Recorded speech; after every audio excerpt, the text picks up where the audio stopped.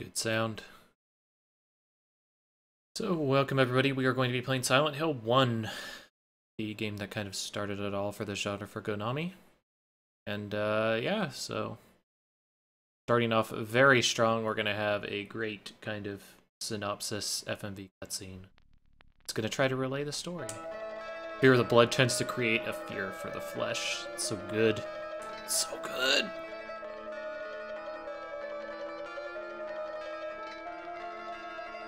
And then we obviously have the haunting theme coming out of Akira Yamaoka.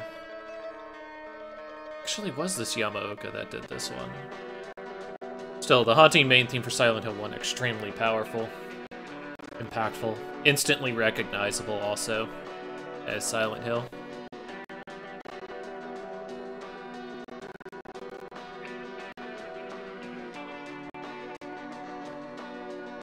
I just hope my computer can go ahead and stream this.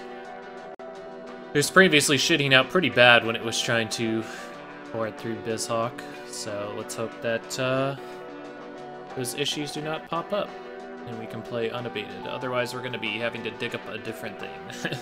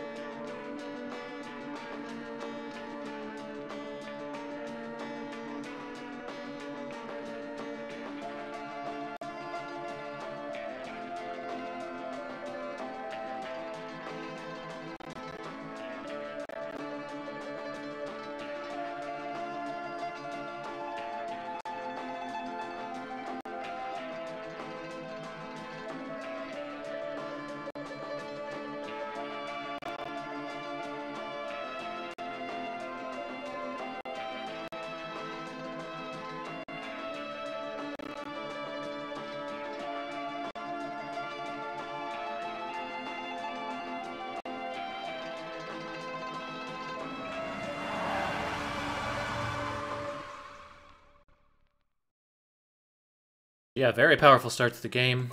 We're gonna go ahead and check out these options. Brightness level. Hey, look at that! Brightness controls for your game. Haven't seen those before in some games. Goddamn Onimusha 2. Anyway, we have controller configuration. We have screen position, which is pretty nice. Auto load, I'm gonna turn off because I don't know what it does exactly. You also additionally have extra options if you so chose. I think I'm okay with these. General. Controller configuration, I'm going to make a slight change. I'm going to type through my map and my items. Let's get into this. So I haven't played Silent Hill in probably, again, about a dozen years. So even though I infrequently catch speedruns of it, I don't know much about the actual game flow outside of the first maybe 10 minutes or so. So, I mean, you start inside of here, already just great atmospherics, the introduction of this, like, just full-on soup fog, just suffocating you almost as you come out of your wrecked car. So the brilliance of the fog is not only in its atmospheric quality, but what it helps hide. So obviously, the PlayStation is a fairly old system, and has, you know, limitations put upon it, particularly when you're talking about high polycount characters or, you know, having to load textures, all these types of things. So it's actually pretty incredible what they managed to do here. So as you can see, what this fog is actually concealing is the game loading in assets. So just beyond the fog line is actually where the game is able to render things out before it needs to start loading into separate things. So very, very clever usage of atmospheres to hide kind of the negative parts of your engine and really the system you're working on. So, like, truly a baffling thing here. You notice that Harry has apparently careened off of the side of the road and smashed in through this gate. Even though it looked like he was on a mountain overpass, so if he came down the mountain, like, yeah, it's amazing that he should be walking around right now. Let's just put it that way. You also have a run. You have pretty typical survival horror controls, except for something of note is you have a sidestep. You can actually circle around. Expansive combat, right? You even have a little back hop, if you so chose. You can move while shooting, which is kind of interesting, which maybe will come into play later. But, you know, a little bit of a change in controls comparative to Resident Evil. You can also bonk into things, which you probably saw a little bit earlier. But we're going to go ahead and continue on. Nice kind of snow effect, too. I mean, it doesn't look fantastic by any stretch, but it looks passable enough.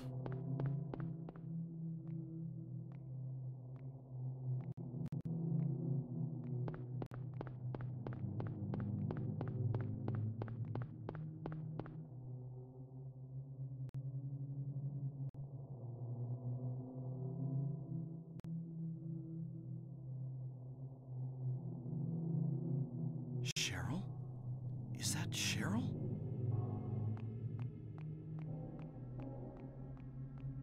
So, I mean, immediately your goals are set before you. Where are you going?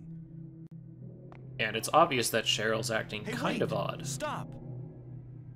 But your goal is set before you very quickly, and you should know from the beginning, from the introduction and everything else, it's just you're trying to find your little girl.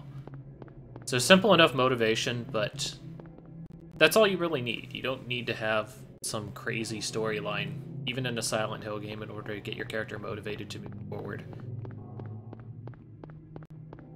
You know, believable, easy to express. These are the things that you need in order to convey a certain feeling.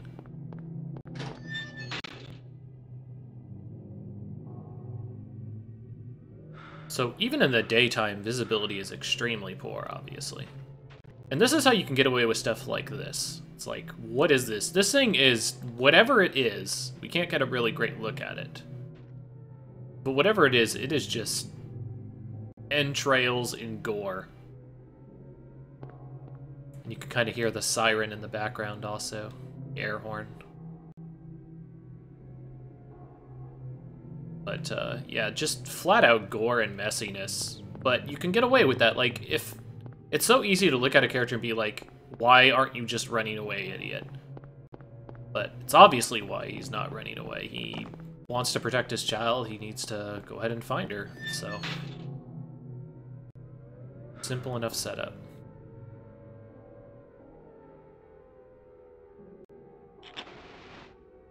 And right away, this...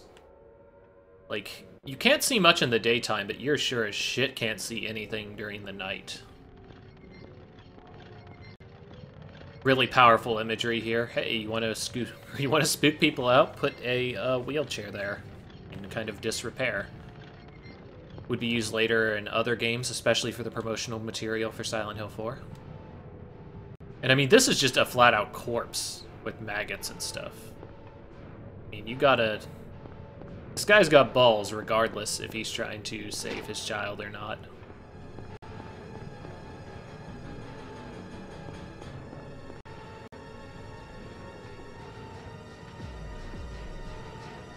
What is this? And just this grotesque What's going on graphic imagery.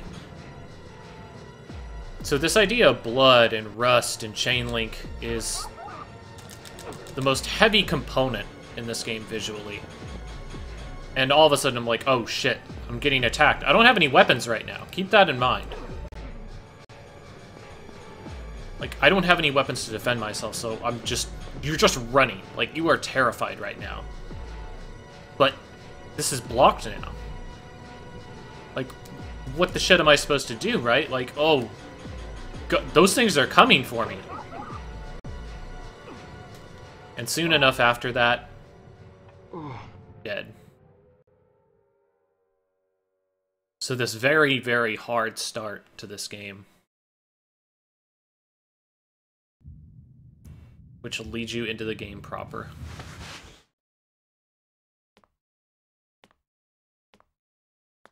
Like, at first it's all closing in on you, you have no hope, no escape, and then just here.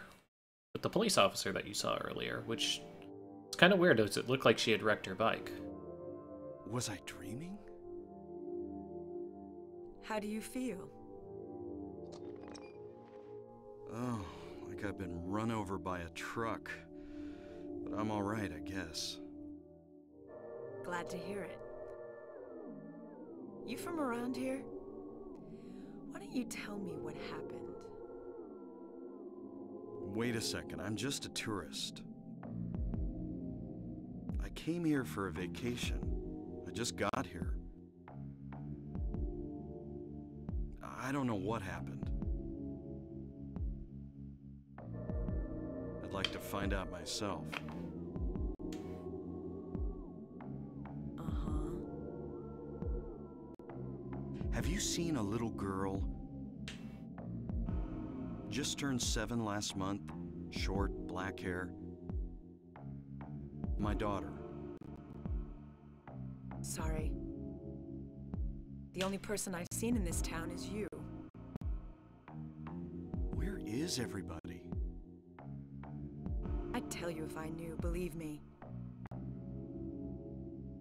But from what I can tell, something bizarre's going on. That's all I know.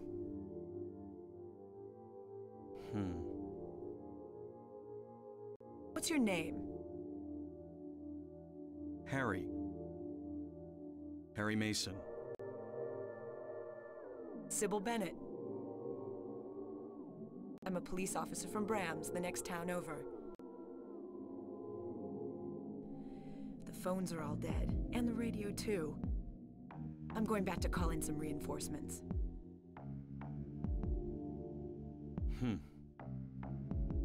So pretty obvious that Sybil knows something's wrong here and possibly has run into Hold it. monsters as well. Where do you think you're going? My daughter. I've got to find her. No way. It's dangerous out there. In that case, I need to find her now. Cheryl's my little girl. I can't just leave her out there by herself. Have you got a gun? No. Take this, and hope you don't have to use it. Now listen to me. Before you pull the trigger, know who you're shooting. And don't do it unless you have to. And don't go blasting me by mistake. Got it? Yeah, thanks. You do best to stay nearby. I'll be back with help as quick as I can. So something insane that I just noticed is this game actually runs at 3 different resolutions. I currently have it set to the one for FMVs, because I thought that would be the most crisp, but it looks like in-game cutscenes and general gameplay each run at their own resolution as well, which is crazy. Take a health drink, I'll take the flashlight, and I'll take the map. And if you caught it right there just before, we managed to see a glimpse of our first enemy.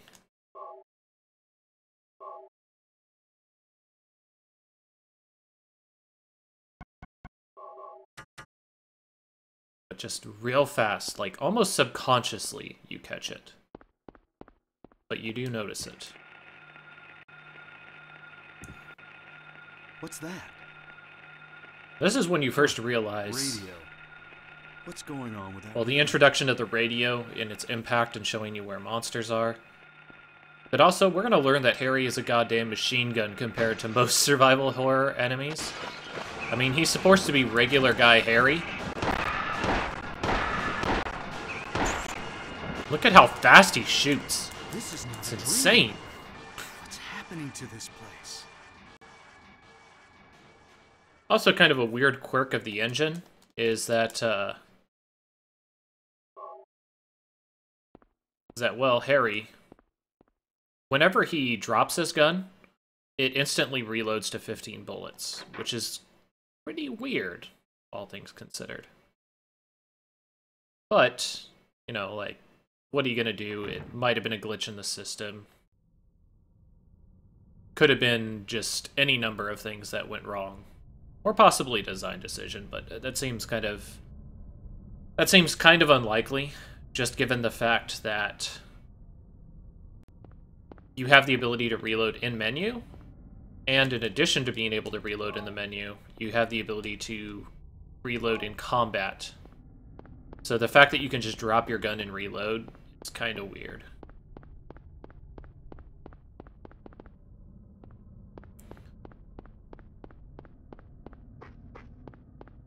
So you do not have the best controls in this game. But I'm going to do my best to try and finagle my way through it, stumble my way through this game. I kind of know a little bit about what needs to get done at the beginning of the game.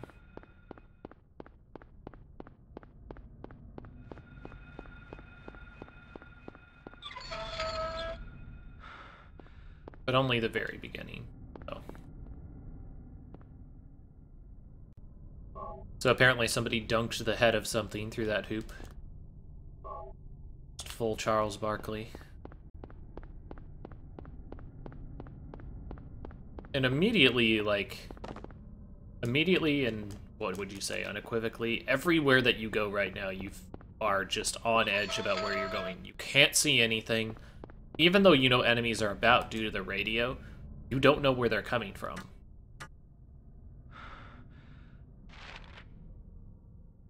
And so that can be extremely unsettling, no matter what situation you're in.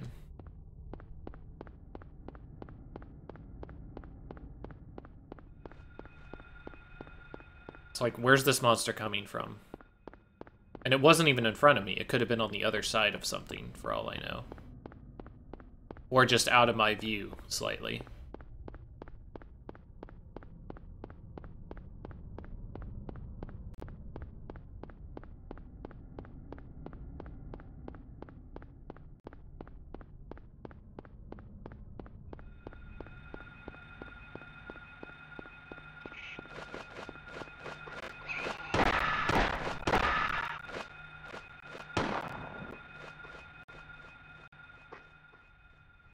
He just flew all the way across that chasm. I'm not going to chase him at all.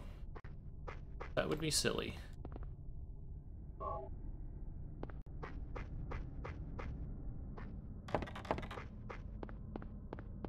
So immediately we get our first allusion to other things. We have access to both the Woodman and the Scarecrow, which are obviously Wizard of Oz type of themes. You'll see kind of recurring children's themes as we keep going on, and there's a reason for that. Also, by the way, there's a huge goddamn pit here that leads into just death and nothingness in the void. Which, I don't think that's something that was in the original city planning. So very, very unsettling to see that also, like... I mean, obviously it's just there to box in the player. Prevent them from exploring outside the bounds of the game or getting lost. Still kind of crazy, like, when you actually first encounter that pit of just nothing.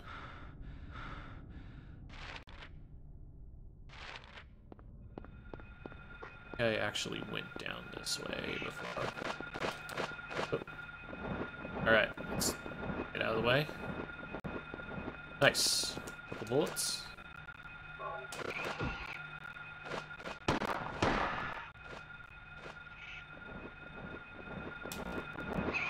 Ow.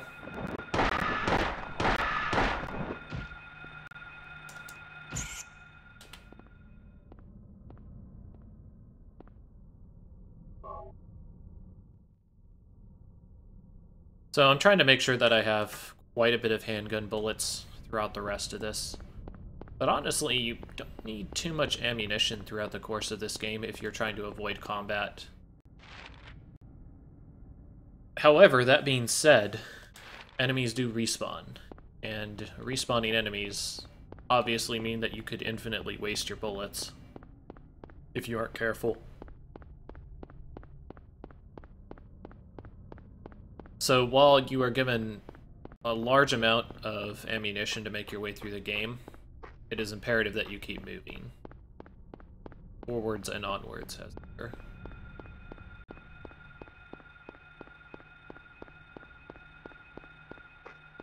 So right now I'm just filling in the map a little bit. I believe this is going to be blocked off.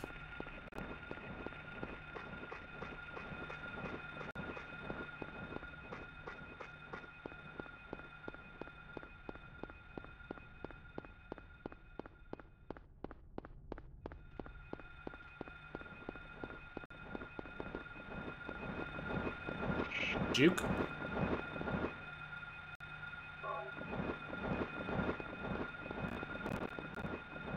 Please, Harry.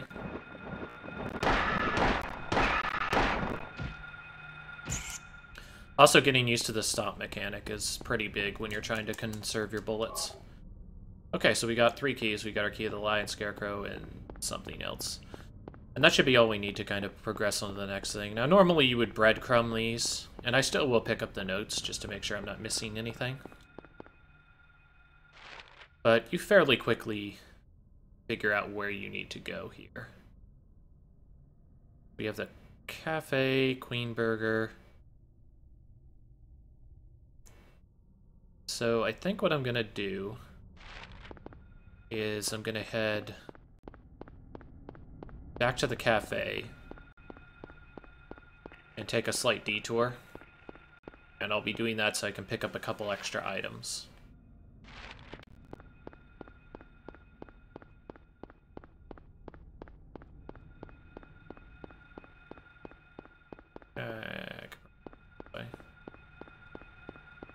Watch me get punched by a bird.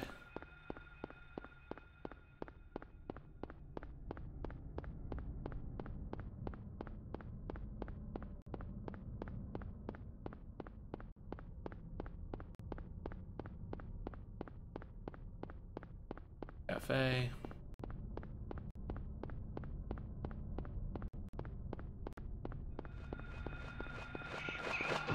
Dang. See, stuff like that. Like, I could see that he was coming, but because of how kind of stiff James moves, and the controls in general, it makes it kind of difficult to maneuver around things, even if you can see that they're coming.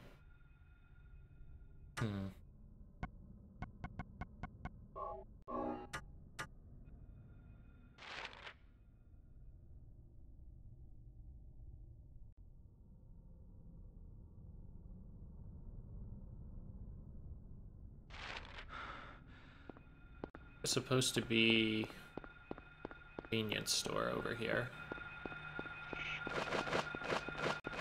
Oh, get out of my way, bird. Stop it. Stop it. Damn it. Bird didn't stop it. In fact, it did quite the opposite. Did all the things.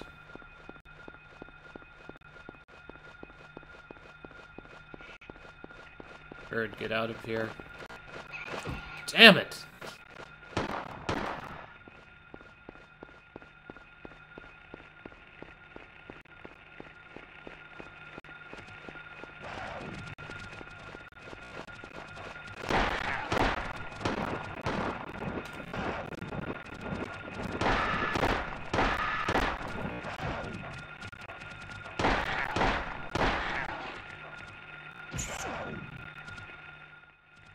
So obviously this seems insane, right? Me, like, backing myself into a corner like this. But oftentimes, this obviously depends on how much mobility you have in any given game. But oftentimes it's actually better to put yourself in a corner, because it only allows the enemies to attack you from one direction. So especially when you have something like a shotgun that has a slight spread or can kill multiple enemies at once, kind of gives you the ability to work around certain things, and you have to only worry about them coming from one direction, so aiming becomes less of an issue.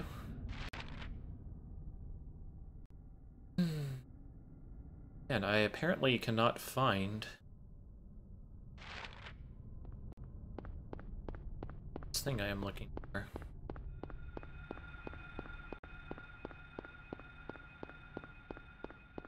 So what I'm looking for is a store that I would have passed by on my way to town.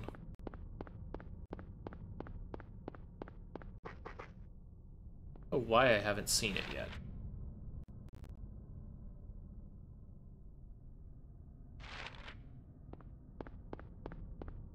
Also, the camera tries to obscure things pretty heavily inside of this game. Luckily, they have a way to center the camera, so even though it's kind of odd, gives you a lot of problems, it's not the end of the world.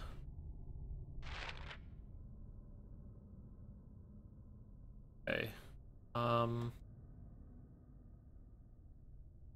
Actually, I probably know why. I'm probably getting mixed up my location. I probably should be heading over there because... yeah, I just got completely mixed up, that's all. Now that I think about it. That's okay, though. We picked up an extra couple items. And we traded a first aid kit for a health drink. Fine trade.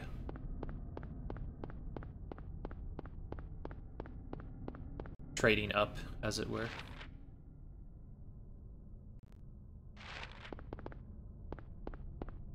Yeah, so we're gonna hit the back of this, go to the convenience store.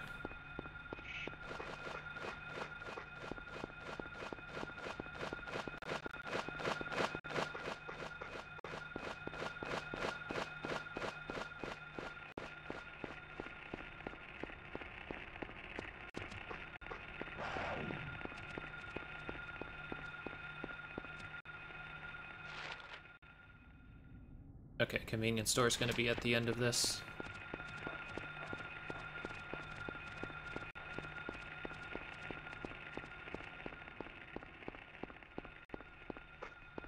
It's not like these are egregiously hard enemies to avoid either, but they do take some getting used to as to how fast they move and how fast you can turn. Because, for example, once you stop running, there is kind of like a slowdown to your momentum. It takes Harry a couple steps to stop.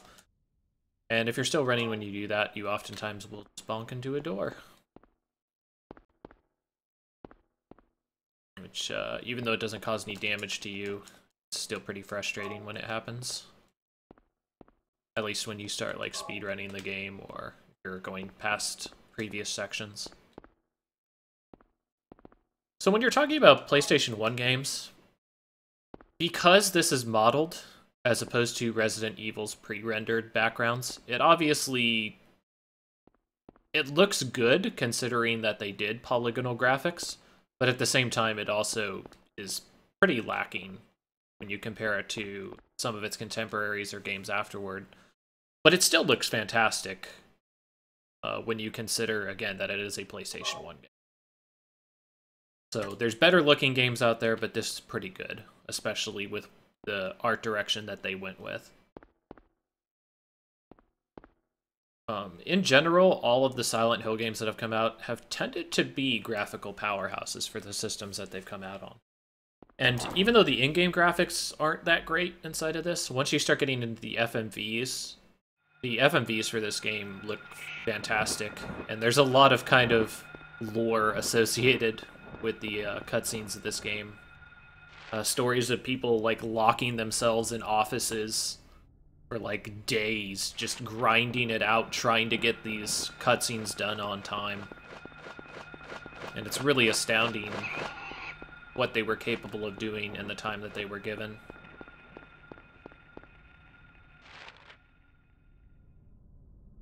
Alright, so let's go ahead and check that side path again.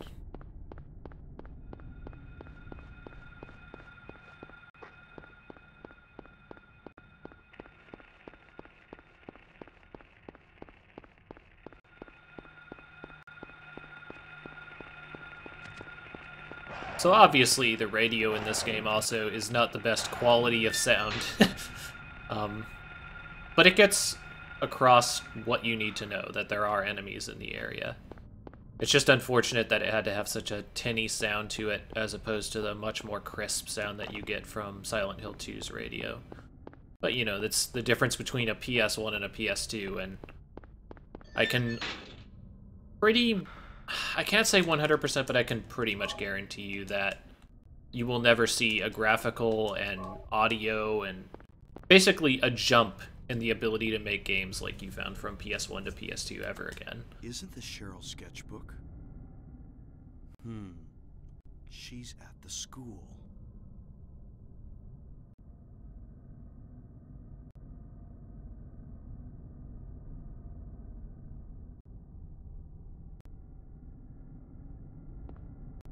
Alright. So now we're gonna get some pipe.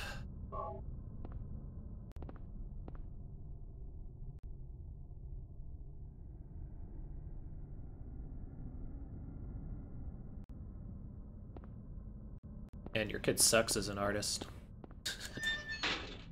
But, you know, just little things in there, too, that remind you that this is a person that's important to this character. Like, this is literally the first picture that Cheryl decided to draw on her book when she got this sketchbook from her father, was her dad.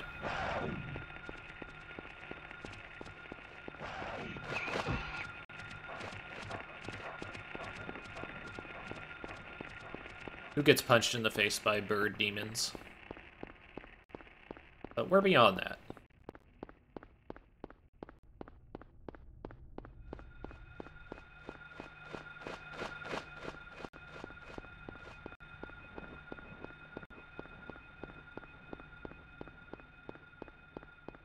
It's also pretty crazy how phenomenal this normal everyday dad's cardio is, just running all over Silent Hill.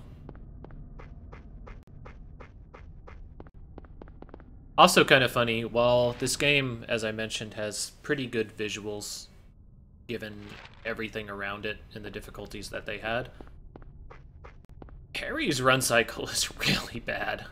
I've never been able to really just quite pinpoint what it was. I think it's that his hips have no motion whatsoever. Like, his arms and legs just go. It might also be his arm position that kind of throws it off. But yeah, the run cycle is definitely not the strongest in this game.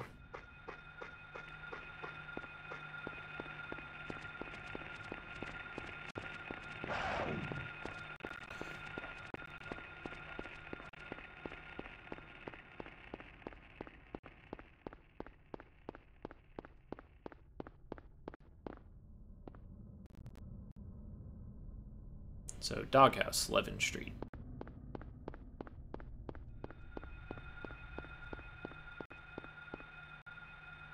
So we saw the doghouse as we were passing by. I think before I do that, though, I am going to check out where else everything is blocked. Just so that I have a better idea for later. As I've said before, you know, I haven't played this game in 12 years, so any information I can give myself is good information, I figure. A lot of dogs in this area, by the way. What? Okay.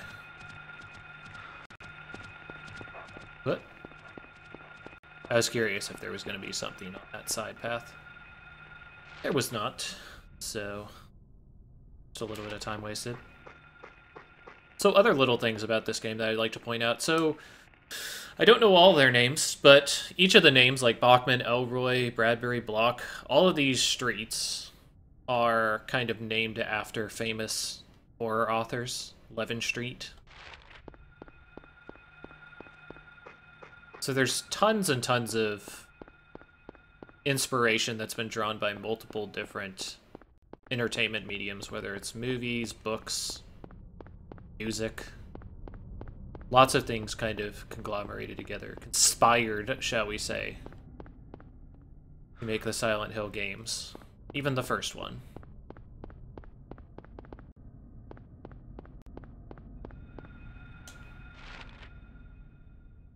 Okay, so we're pretty much all blocked off, but we did get that breadcrumb that we're supposed to head to the doghouse. We also have all 3 keys. And we are pretty well off as far as bullets and health items are concerned, so ahead and make our way over.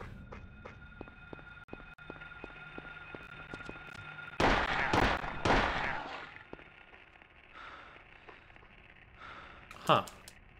That already? That's weird.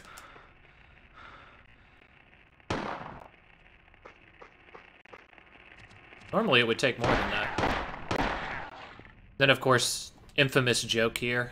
I just killed 2 dogs. There's a doghouse. Now that I picked up that note, it shows that the house key was in here. But classic thing here. Oh, he says nothing unusual. It would say, like, weird, I see a doghouse, but I don't see any dogs around here. And then, oftentimes that's when these 2 demon dogs just destroy you. Run up and start biting your face off. So, yeah, I can't really look around, unfortunately. I was gonna see if I could get a better look at the dogs, but game's not really gonna let me do that. Alright, let's get this first aid kit.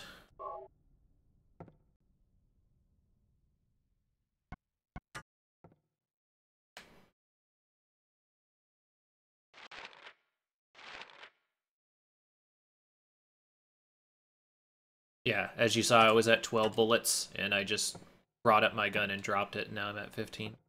So normally this is where the katana would be in Game Plus. Obviously, we do not have access to the katana. Our first playthrough of it. So we're going to get some handgun bullets. Which, you know, it's a modern, everyday house in Middle America, but you can kind of hand-wave it by going like, oh wow, you know, they knew there were dangerous things around here. Why wouldn't they have handgun bullets here? Handgun's a really common weapon. And a health drink. So it doesn't strain believability to think that, hey, they might have some handguns here. So this town is obviously, there's something very wrong with it, and very strange, and there's monsters all about. However, it just looks abandoned, almost. And except for that one scene that we had inside of the alleyway where we got attacked by the monsters, it didn't really look like anything was super amiss with the town. But there's these things, it's, you have these absurdities occurring in everyday life. Like, you have Queen Burger, like, you have Cafe 5-2, Algernon, you know, food and liquor, all these normal things that you would find in everyday life. You know, very normal sounding streets, but all of a sudden there's chasms that cut this town off, and even parts of this town. Something is written on the map that is hanging on the wall. Copy the map. And this is where you would breadcrumb to get your keys at. Luckily, I've gotten all 3 of them already, so not a big deal. But it marks them down on your map. In later games, you would find that, you notice how there's like a circle on the map. Later on, it would put like a check mark or something. You'd already taken care of it.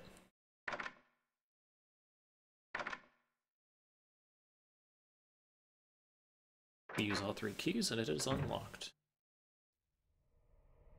And now, night falls, maybe?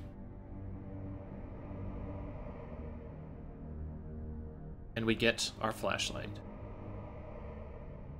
Thing is, like, the funny part is because of the fog, you still can see pretty much about the same as you could before. But we do have our flashlight, so to kind of show off how the lighting effects look in this game. As you can see, I can still see around me, kind of, but not great. Like, comparatively between these two, I can't see the fence in the far back, and I can just barely see the fence that's closer to me on the right side of the screen. So definitely your flashlight does help. It's not the best looking light, admittedly, but it gets the job done, and it doesn't illuminate too much, which is important. It also isn't offensive when, you know, you're looking at it head on. There's a lot of games that really push that heavy lens flare or God ray effect. That's a great sound for a door, also. So I mentioned that lighting is really important in horror games, and obscuring things. And I've also mentioned plenty of times before as well that, in addition to that, sound design is very, very important. And so far we have tons of these really nice opening sound effects, sound of footsteps, the sound of the radio, which could be better. Then you have these offensive squeaks and squeals of the monsters and the growls from the dogs.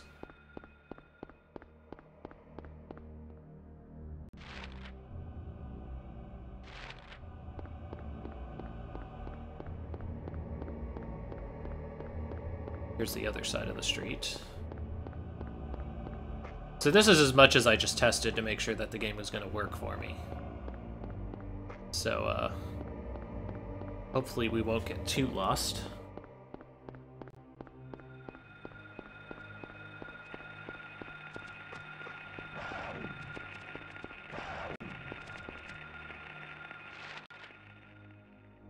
Alright, so we're blocked off going north. However, kind of want to look. Any items? No items. Mike, take a hit. Alright, good. We got the ukes.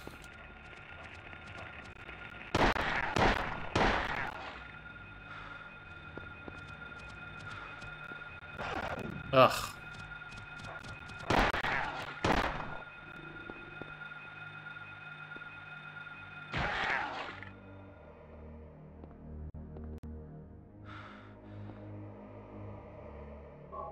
Take some handgun bullets.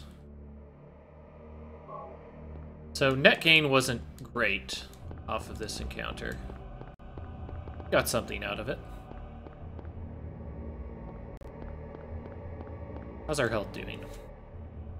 Cautionary? Sure, we'll go ahead and, where are you? Health drink. So now we have 8 health drinks. Plenty. For doing some exploring.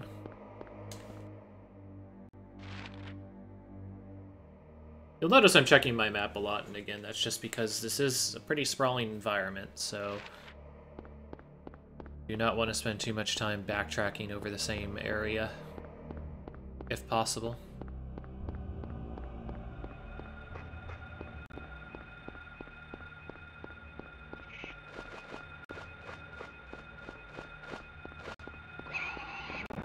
Oh.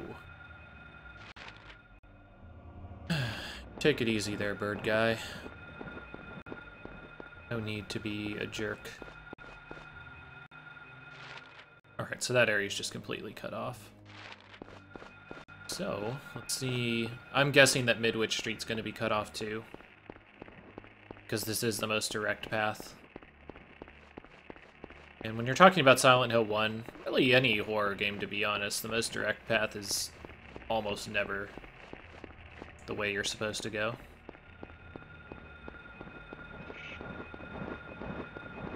So you notice nothing's gone too ridiculously crazy yet, despite the fact that it's night. Right?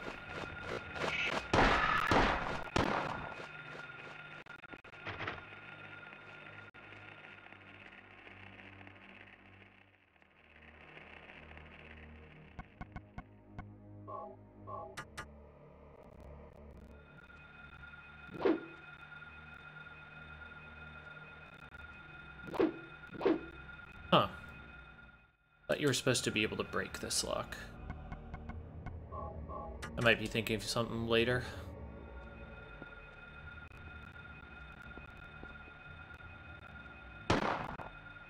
Thinking of something later.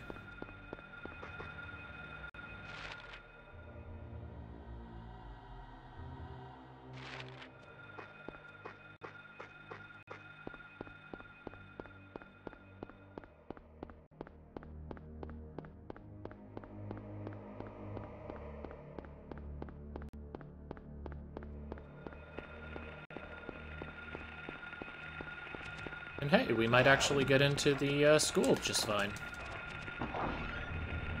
Oh man, we did it. We're the best.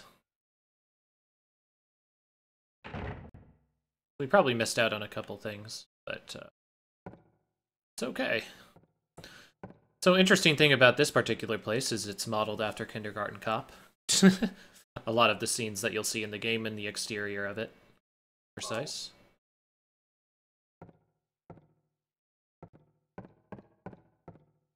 Okay, so this is just the opening atrium.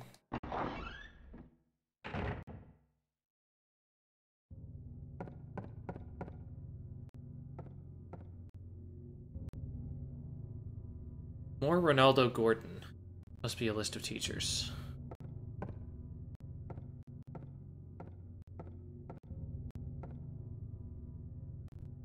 Written in blood.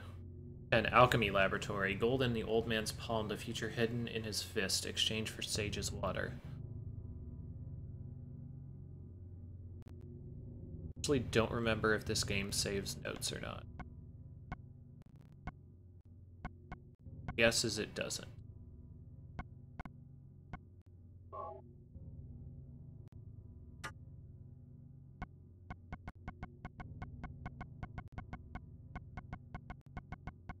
Yeah, nothing's really showing up. So I'll just have to hope that I can remember things. Darkness that brings the choking heat. Flames render the silence. It's open time's door to beckon prey. Okay. 12. A place, songs and sound. A silver guidepost is untapped in Lost Tongues. Awakening ordained order. Alright. So, like, these really kind of vague messages that you get that are pretty typical, at least in the early Silent Hill games. They'll give you some indication of something. It's more of a foreshadowing than any type of clue necessarily, but it gives you bits and pieces of what's to come, or an idea of what a puzzle solution might be. So this is exactly... this is exactly the type of thing you want to hang in a school, by the way. It's two people in clear torture by a door.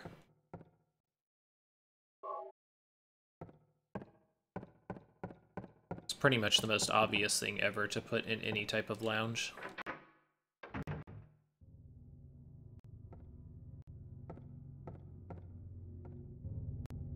Right, so we don't really have a lot to go off of, so let's just start exploring for now. Right. Side entrance didn't lead anywhere. What about this one? Okay.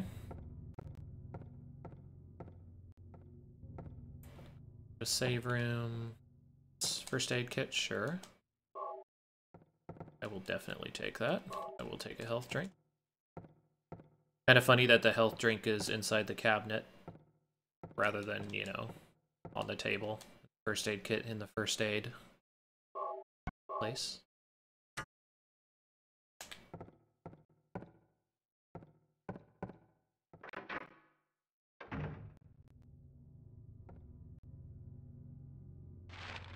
Okay, how are we doing on this map? So reception, nothing really happening there. Get the courtyard. Let's see if we can head this way first before... Is locked. Okay. So I guess we're going to the courtyard next. Nothing else really showing up. I'm gonna check that little side office one more time because the fact that there's a question mark there makes me wonder if I missed something.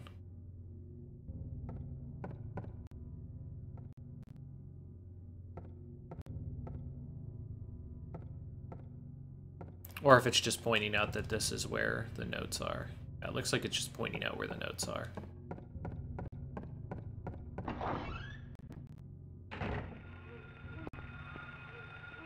So here's where we're going to get introduced to the next series of monsters.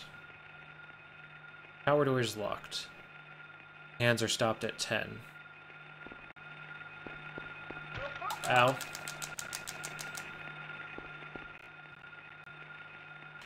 Away from me, spooky kids. Nobody likes you. Also, nobody likes getting caught on benches. We can all agree that getting caught on benches is bullshit. So once again, this very strong theme in Silent Hill, this very mechanical sound that, like I said, I believe it's Yamaoka that did the soundtrack for this game.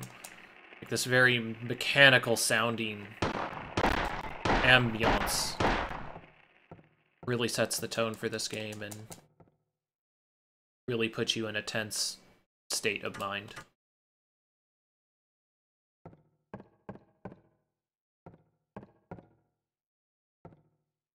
Just in general, a very, very strong soundtrack, even if it isn't all, you know, fantastic intro music.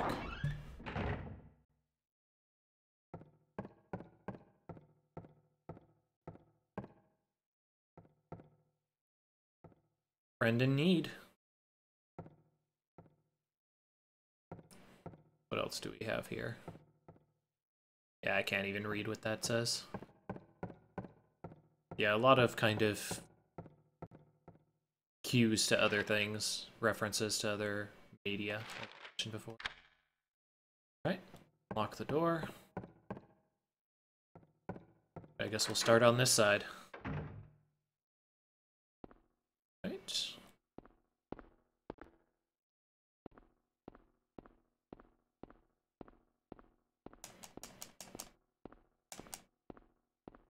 So nothing happening in this bathroom.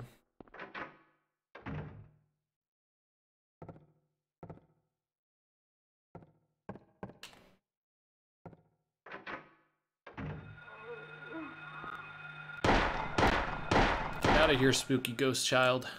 Nobody likes you.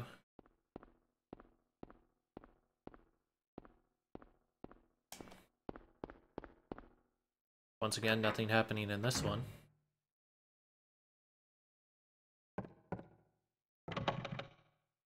Jammed. Shit's locked. Shit's locked. Shit's locked.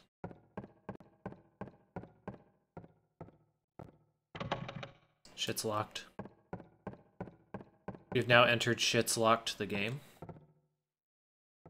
Clean inside. Alright.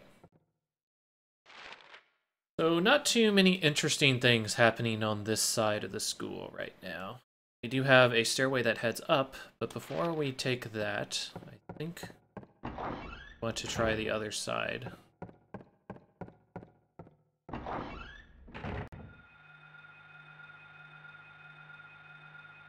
Okay, we cannot see anything. Ah, yes, the ghost children. So these things are actually a very, very interesting mechanic. You notice that the camera wasn't centered on the room itself, but on me. And that was to obscure this and make you freak out and pull out your gun and just start shooting. Nice little squeak to catch you off guard also. But those things actually can't hurt you. They're just there, and they're meant to, you know, cause you distress.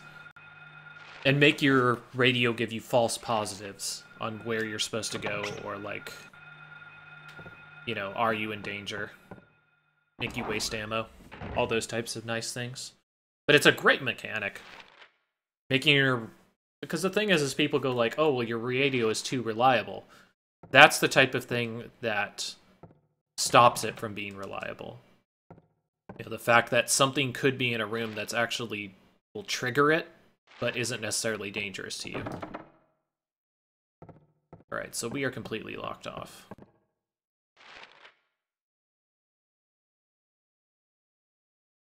Alright, yeah, we would need to come from upstairs and go down, I guess. On the other side is what it's looking like.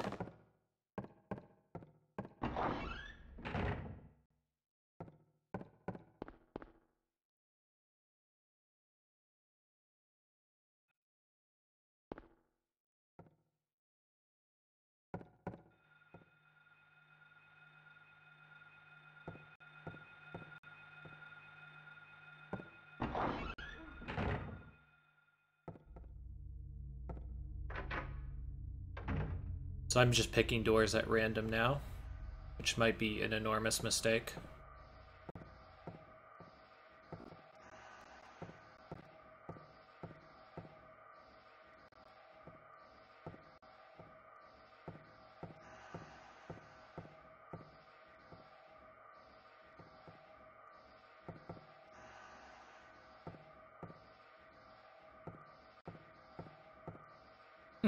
Purple stuff.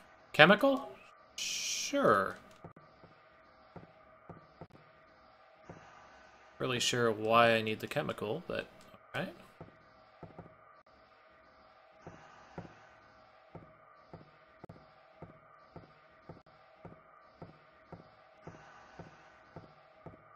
And again, how shocking is that tone and that mechanical dissonance when you enter a room?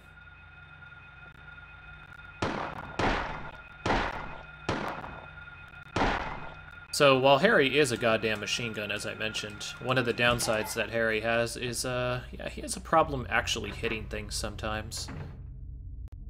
Which, again, not a huge deal for me in this playthrough, but if you're trying to do, like, a 10-star run or something like that, it can be extremely frustrating to lose a run to Harry just being terrible at aiming.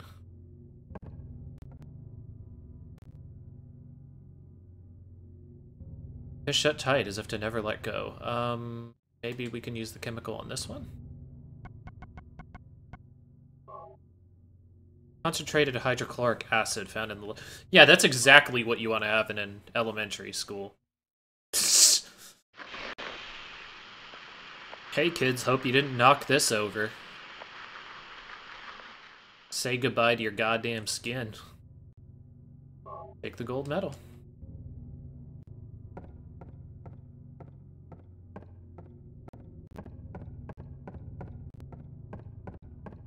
So this was described as the alchemy lab.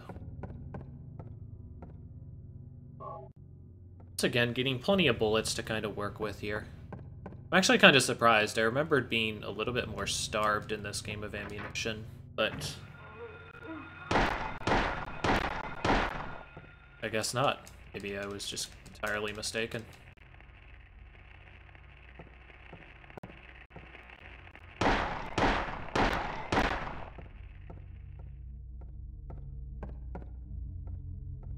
What are we doing here?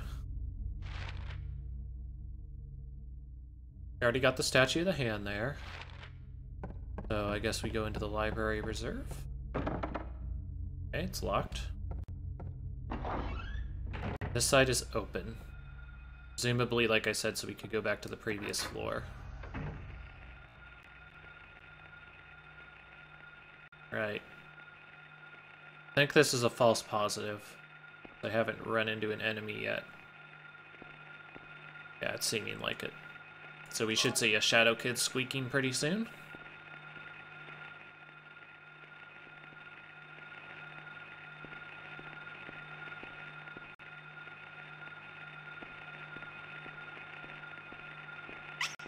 Yep. Notice how they, like, conceal it also from around the corner. Lots of Shadow Kids.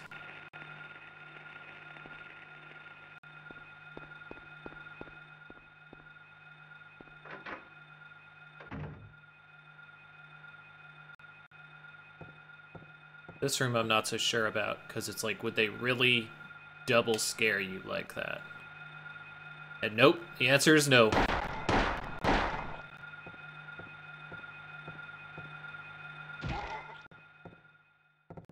Alright. I was worried that there was going to be a guy behind me, so I quick turned.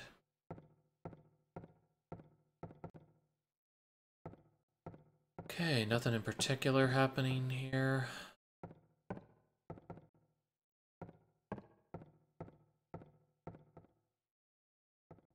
Confused. Would have thought there would be something around here. Yep. Although maybe it'll be later, I guess. Yeah, nothing really standing out here. Let's just unlock the door.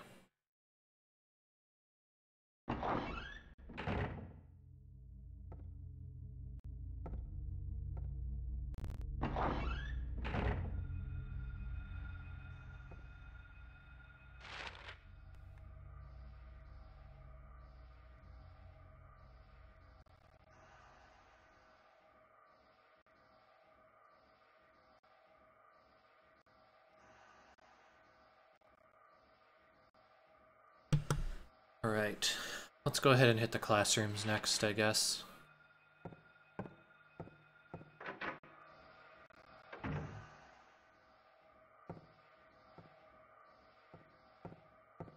Mechanical dissonance, no. Nothing on my radio, though, it sounds like. We're okay.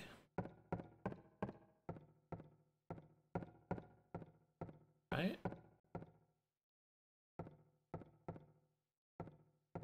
Nothing useful, okay. Nothing useful. I don't remember if it's here or slightly later. I seem to recall something being written on a desk that's a clue for a later thing. Yeah, it looks like it's going to be later on.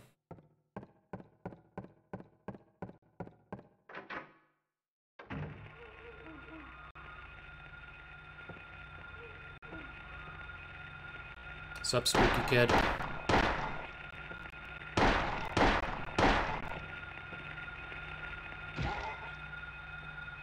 Yo, punt the spooky kids.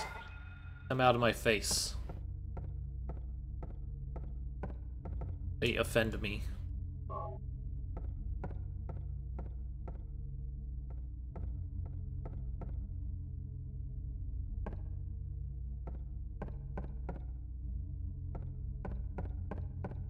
This room? This room either. It's odd. Alright, so it looks like there's two entrances to either classroom.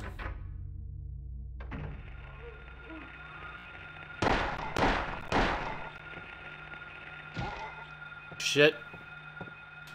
No, spooky kid. Get back. Alright.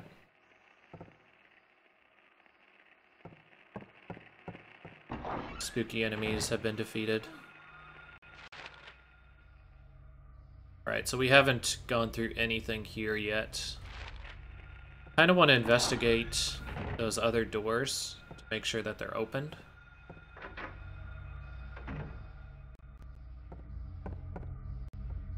Man, wolf. Clearly a wolf.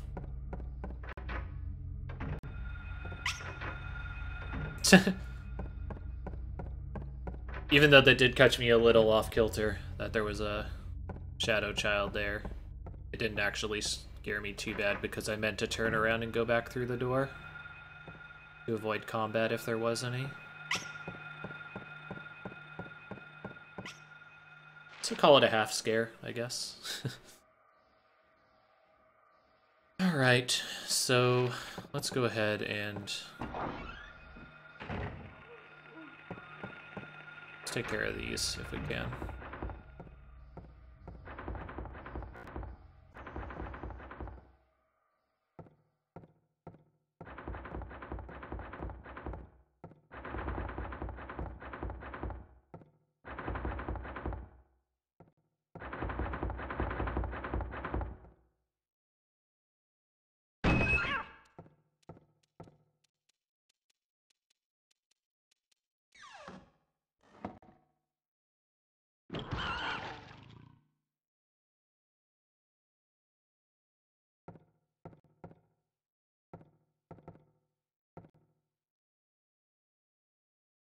Nothing inside.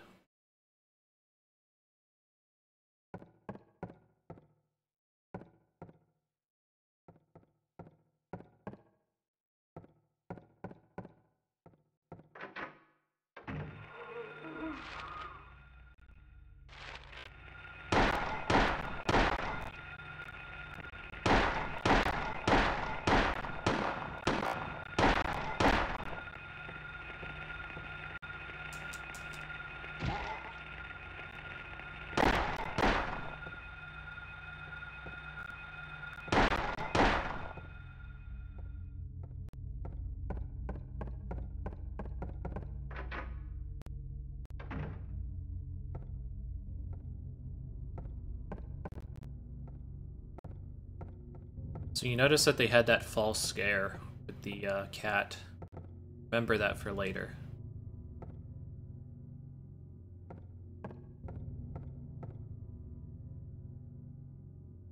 Written in blood, a tale of birds without a voice. First flew the greedy pelican, eager for the reward, white wings flailing. Then came the Silent Dove, flying beyond the Pelican as far as he could.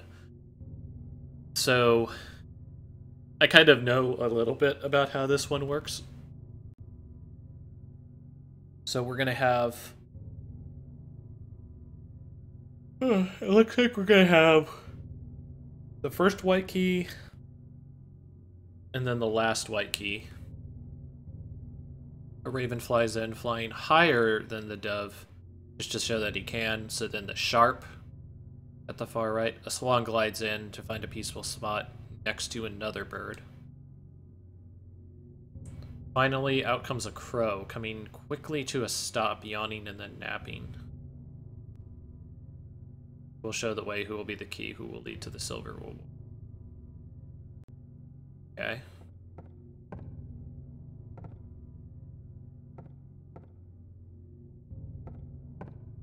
Weird. Why will it not open?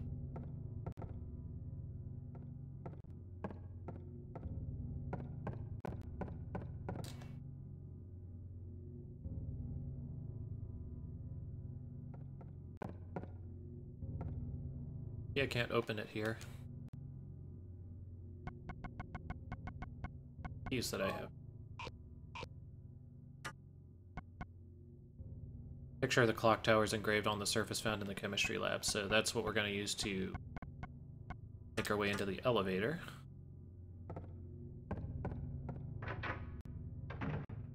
Hopefully I can remember that. So it was like white, white, black, black, white, or white, black, one of the...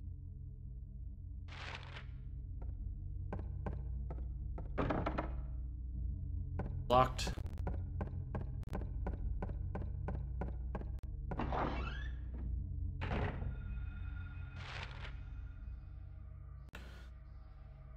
Okay, so we could go downstairs and make our way back up. We also could go to the other classrooms. I think I'm going to go down and then up the other way.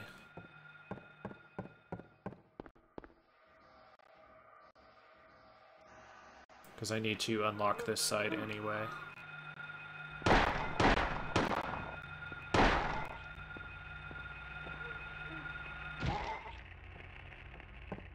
Shit, kids. We have a way down. Oh, wow. I didn't expect him to be that close.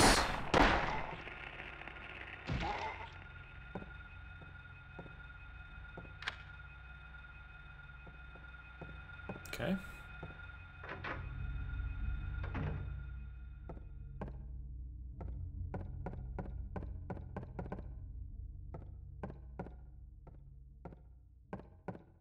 Happening in this classroom either? Okay.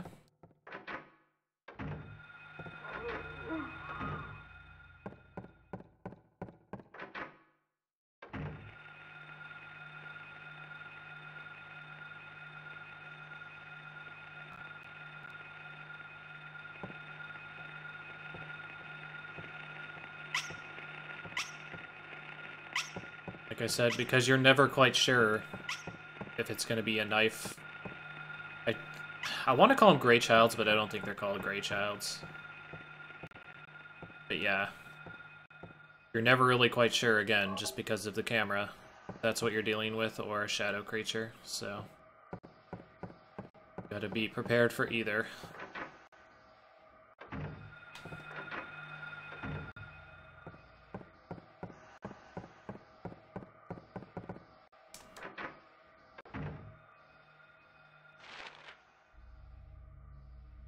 Okay, we have a hall. Try the hall. Actually, let's unlock this first. Alright, it shows it is being opened, even when you just unlock it. Lock is jammed and cannot be opened. Okay. So hall is just locked off here. The entirety of the first floor is taken care of. Second floor, we need to go on the opposing side.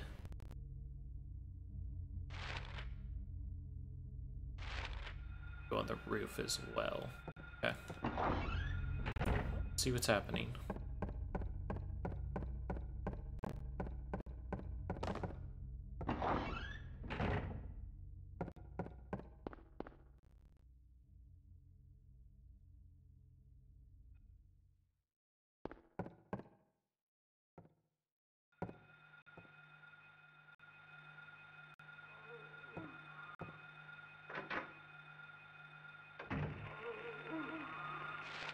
What is this? This is the classrooms, okay.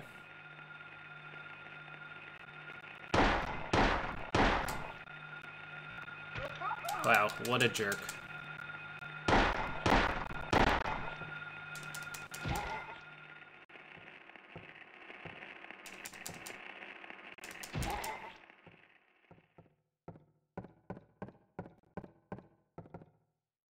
Guess I'll be using this.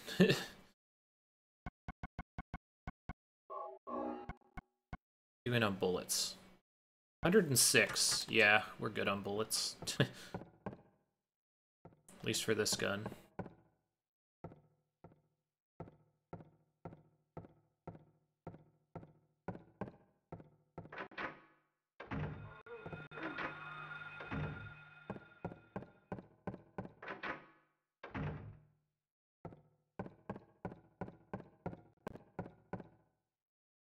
As I said, the main reason I'm even checking those doors at all is just to see if they're locked at all, so I can unlock them.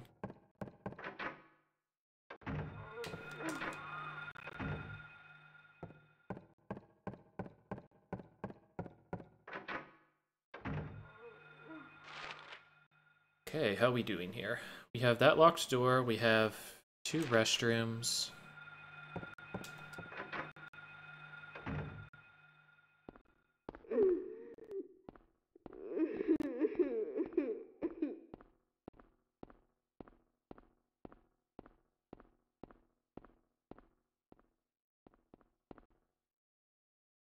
Just, it's like nice. Just have a crying child with a muffled sound coming out of this.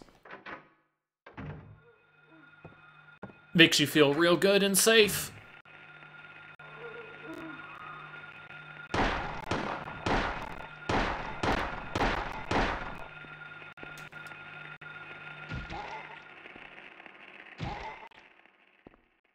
Right. Let's take handgun bullets.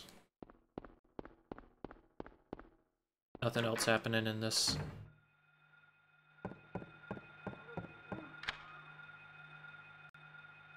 Alright, so we've kind of looked at just about everything here.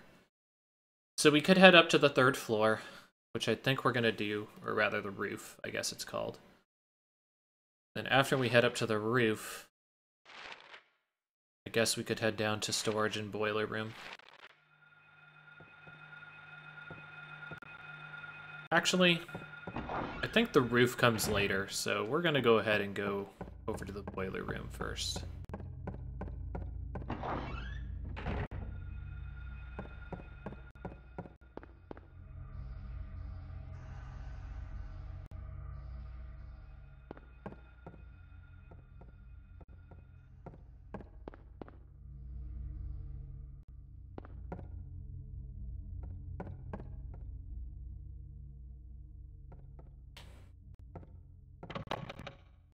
Lock is jammed.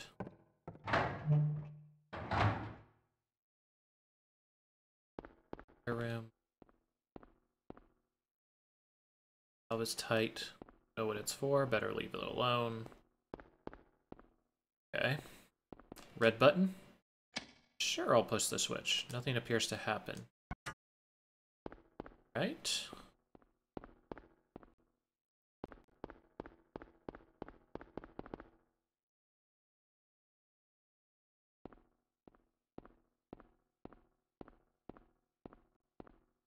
So, nothing ever good ever happens in a boiler room, kids. When do you think it will? Usually just leads to you thinking that you can turn valves, but then being unable to.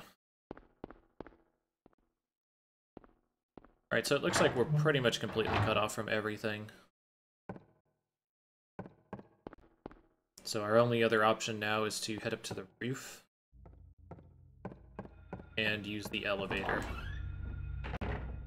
So we're going to try the roof first, then make a save, and then elevator, I guess.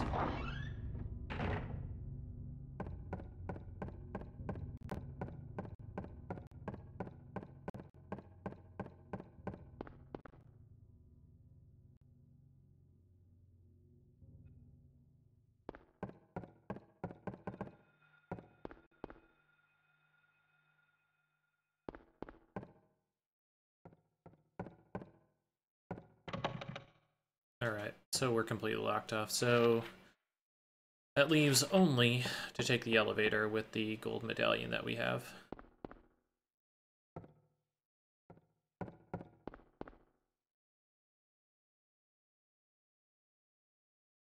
Now that I think about it, I'm not too worried about what's coming up ahead. So I guess I could just head straight there.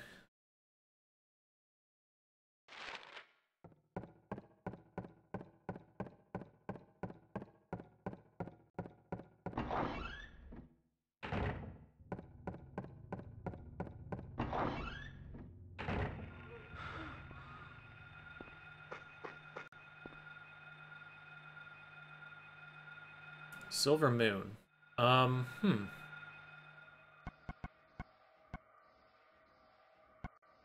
So in order to get the Silver Moon, I would need to finish that piano puzzle.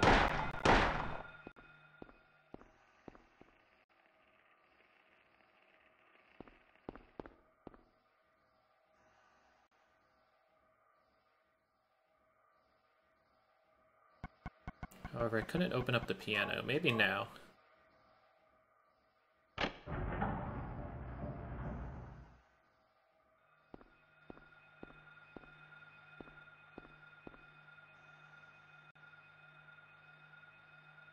Hands are stopped at 12.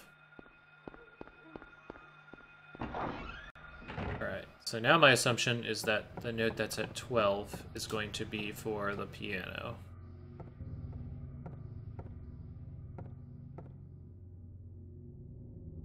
$12 a place with certain. Yep, okay. So now we head to the piano room. Which side's the fastest to go to the piano? The other side.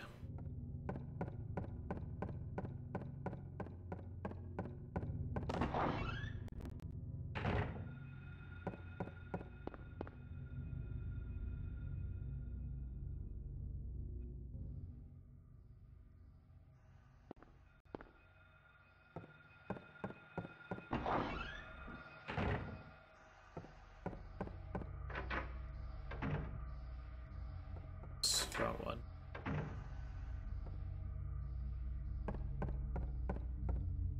Please.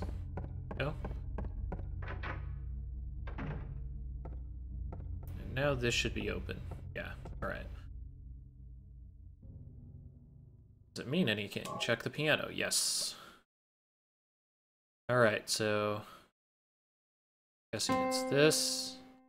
Actually. That one. That one, so.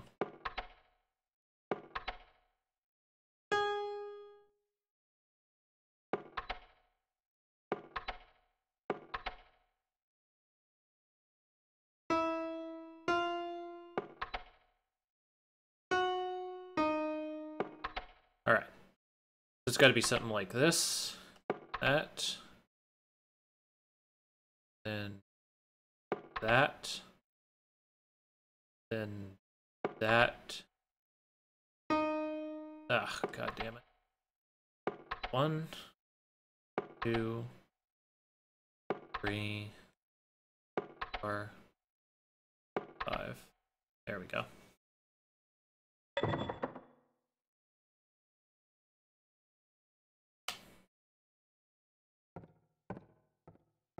We got our silver medallion.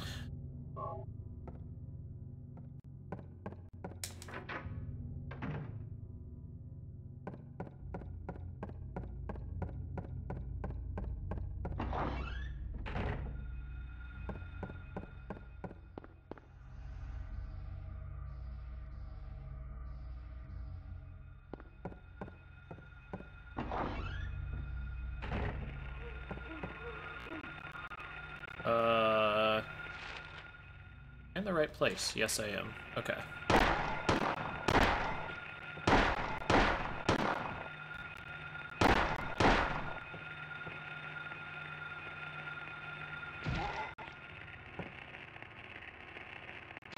Goddamn kids. Always causing problems. Invading my realities.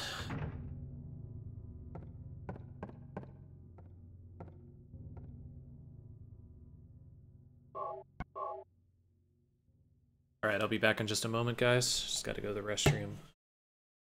Some water.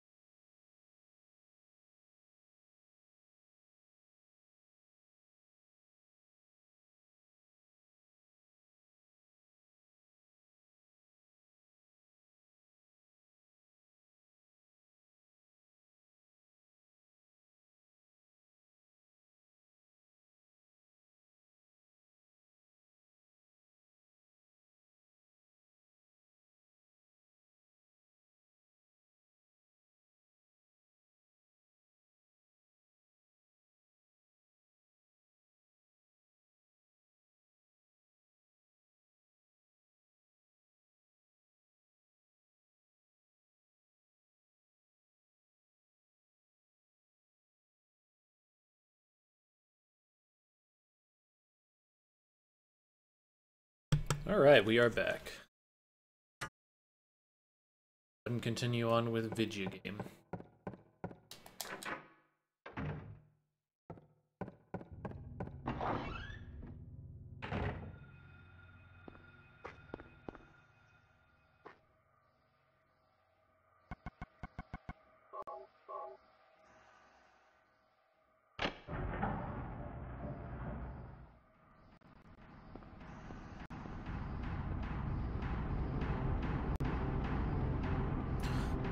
Power door's locked. Stopped at 5. So let's see what happens at 5.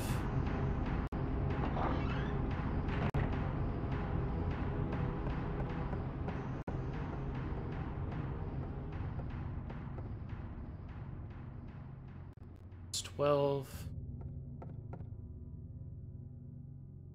5 o'clock. Darkness that brings the choking heat. Flames render the silence, awakening the hungry beast. Open time's door to beckon prey. Okay.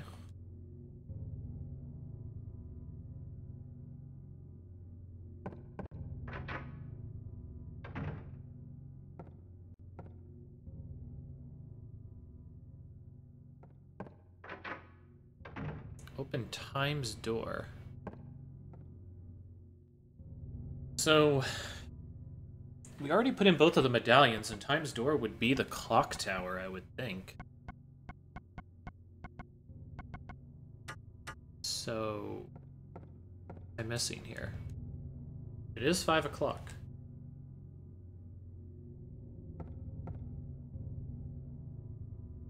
Darkness that brings the choking heat. So maybe I could... Storage room? I felt like something should have happened. The boiler room or the storage room, one of the two. Everything else is unlocked. Statue of a hand, piano. Everything else seems unlocked except for the basement stuff. I guess I go to the boiler room? I can think. When you're thinking about, like, heat.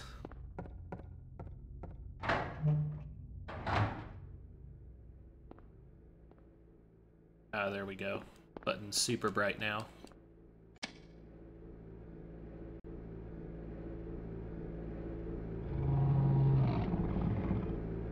And that's not a good sound.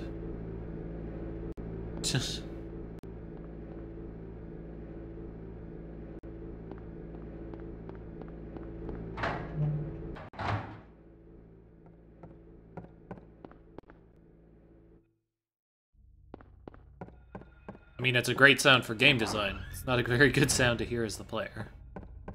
Put it that way.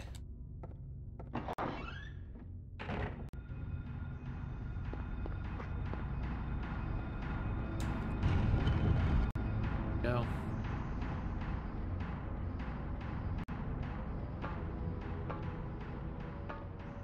Intense ladder climbing action. It's basically Metal Gear Solid 3. It's again the air horn. Prophesying in a way what's to come. Keep out, huh? You don't get to tell me what to do, game.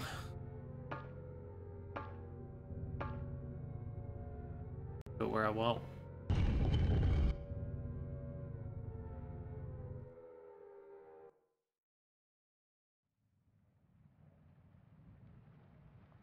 Where am I?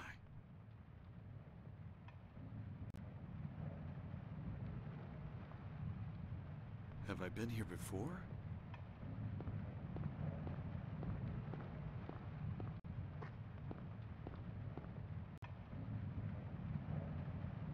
I don't remember this being here before. Seal of Metatron.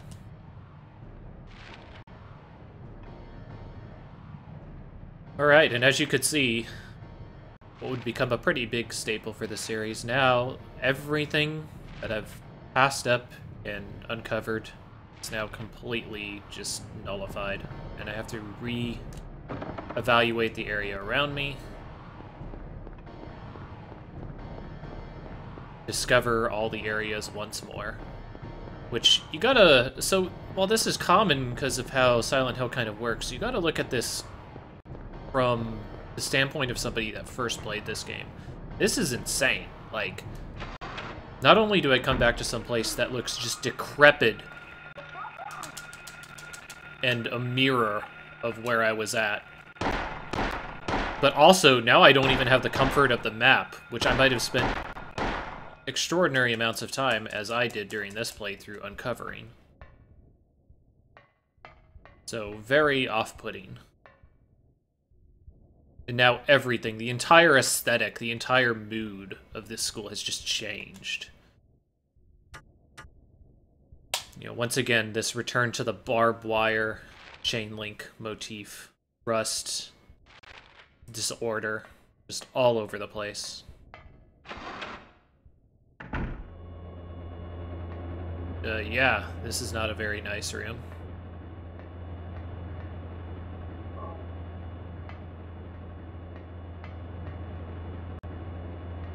So another kind of pro tip, you want other scary visuals besides wheelchairs.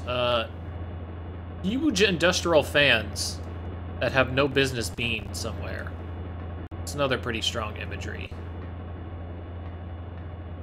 Chain link, rust, blood, gore, obviously. Barbed wire.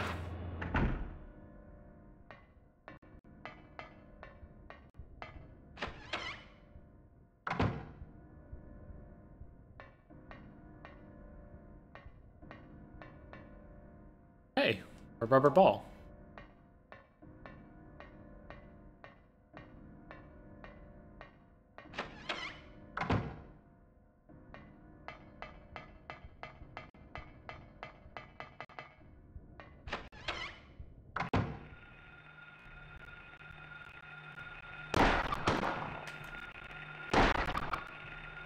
Nice little creepers. Actually have to kill these. Yeah, I do. It's unfortunate. I could get away with a single bullet.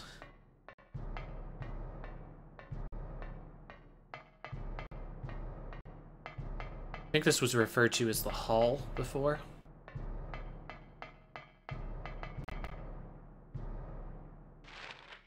Correct? Yeah, the hall. Let me guess, this side's broken? Yeah, it was locked. That makes sense from a progression standpoint. Completely blocked off, huh? Alright, let's try the classroom. So you notice how they're kind of... It seems almost at random, but because of the rules that the game has already established, it makes sense, in a way, why certain things are blocked off from one thing as opposed to another. Like, normally you'd be... Or normally it would just seem very much like railroading, but because of how they've structured this game, you know, as if you're paying attention to game design at all, you understand that it's like, hey, they're obviously trying to guide me to a certain place. They're trying to show me the way by putting these obstacles, but coming in from a player perspective, unless you're cognizantly trying to make that analysis, chances are you're just going to view it as like another barrier that seems in place in the game's story that it's trying to tell you. Like, this school is very much supposed to give you the feeling of being confined, being constantly in danger. Oh, what a dick. Come on. Jerk. One. Oh, I'm surprised that guy didn't get up yet. Still alive? No, you aren't. Every once in a while, it takes a couple kicks.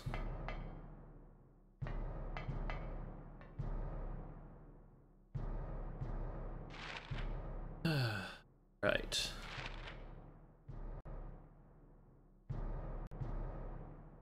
So good on health, which I'm pretty surprised at. I would have thought I would need healing by now.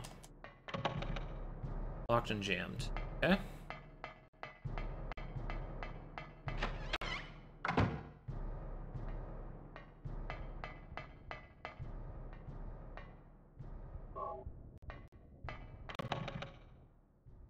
I was just checking to see if maybe it would unlock on the other side.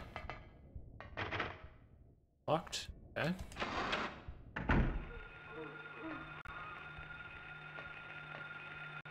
Come on, shit, kids. I know you're here.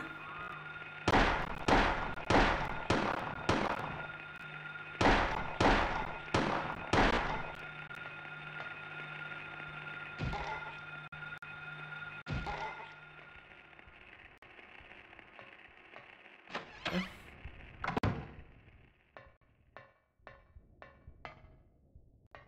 Save room. I guess this is the Otherworld Infirmary.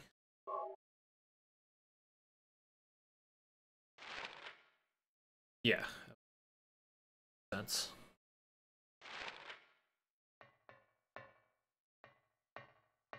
Once again, we get the health drink inside of here. I love how they ask you if you want to pick stuff up, but because of how Silent Hill gives you infinite inventory space, you almost never want to not pick something up. With one exception, which the first time you see that exception, for the very first time, it feels like a really cheap death. But, yeah, what are you gonna do about it?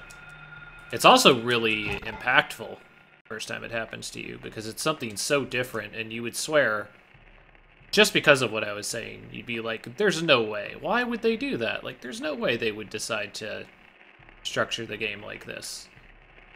But then they do it, and all of a sudden you're once again completely on edge.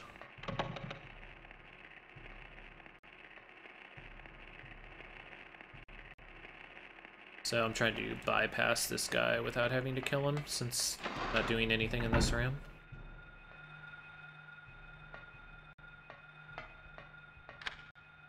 Okay, locked.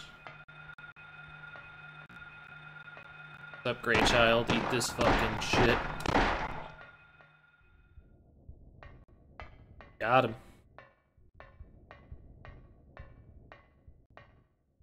Right.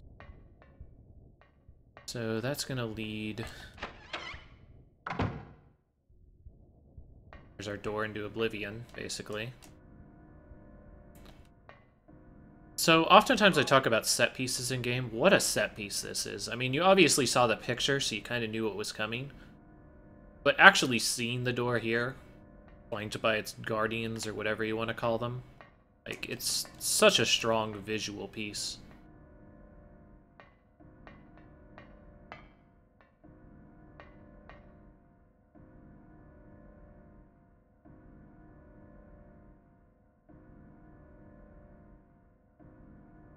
Horizontal slot, okay.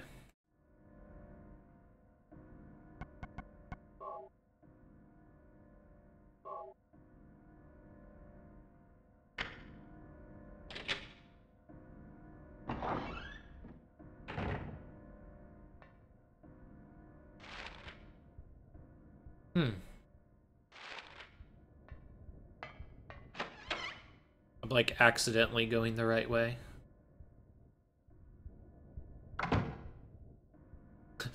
As like, did my game just crash? Because it took a little bit longer than expected to load.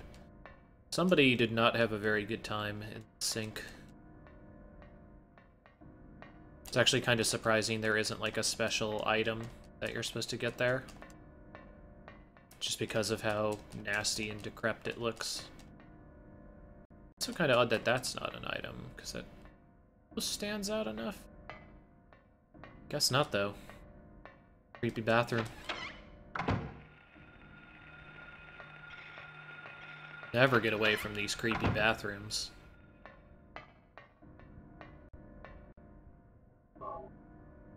Okay. Shotgun shells. We have not picked up the shotgun yet, though. So, fun fact, first time I played this game, slight spoiler, there is a rifle, a shotgun and a rifle. I went through the game and I actually never picked up the rifle. I ended up leaving the room it was in and just never actually picking it up. So I was picking up all these rifle bullets and expecting a rifle to show up, and it never did. It's kind of funny.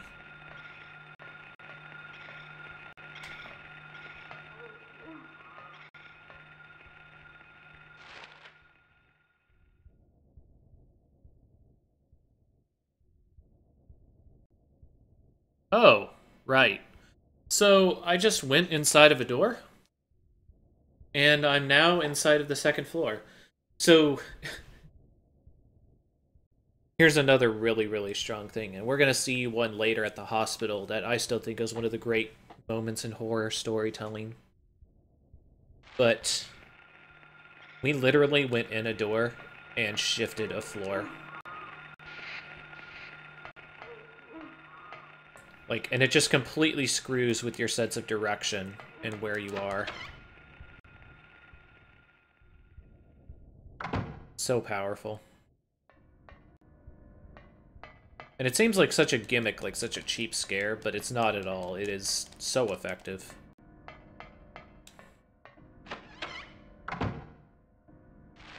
And that's all it takes. I mean, just giving you that little shift in what you are expecting. I often talk about how the perversion of expectation is one of the things that causes terror and horror inside of these types of games.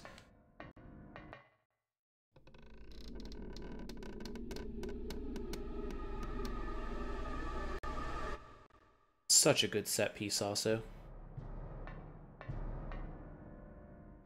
Pick up our shoddy. Hanging body, why would someone? Leonard Rhine, the monster lurks. Monster lurks, what's that supposed to mean?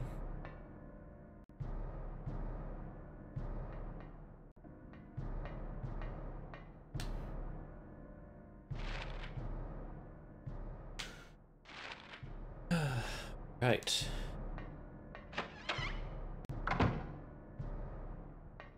Spatial distortion in general is a really great way to cause that perversion of expectation.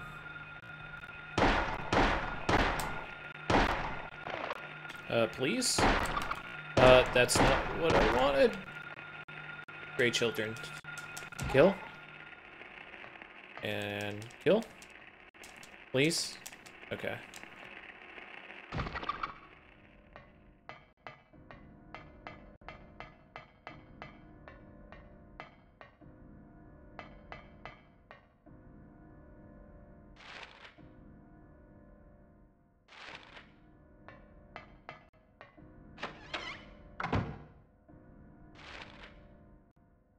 Let's see here. Wait, is there an exit? Yeah, there was an exit in the backside there. So... be a exit over here? Yeah.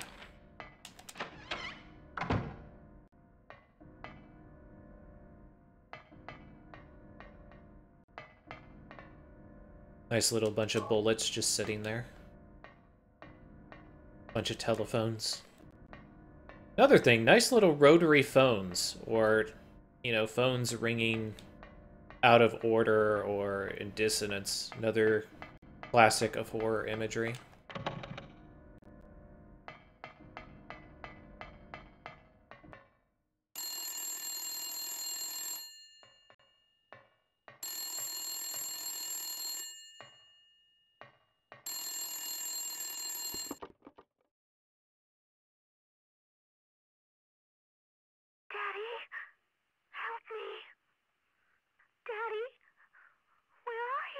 Cheryl!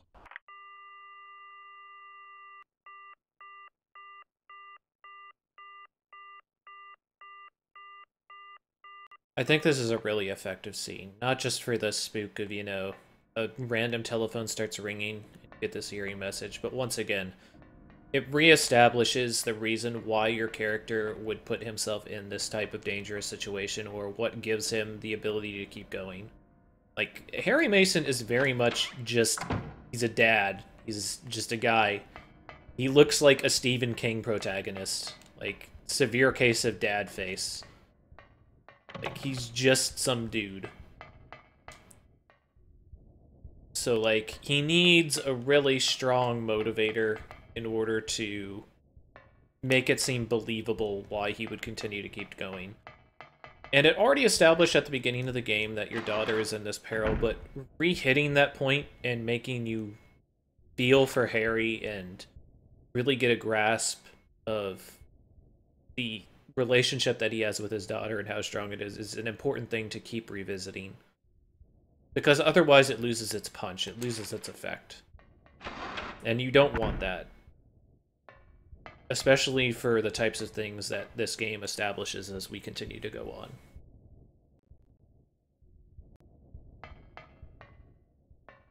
So I'm actually going to go up to the roof first. If I can. Alright, cool. Well, let me. So, I would say this is a rather obtuse puzzle. Unless you know exactly what you're doing. Now, why would I say this? Because, well, who would think to look at this random piece of floor and see that hole? But, I mean, after you do that, then it's pretty simple, you know, you just put the ball inside of it. But in every Silent Hill, there's like 1 or 2, sometimes 3 really kind of like, okay game, sure, type of puzzles. Like, it feels like it makes no sense. But you go along with it because it's just the way it is. Drainage valve, nothing unusual. It's weird. Why not? There's a hanging key just out of reach. Did I have to look at that first? I guess?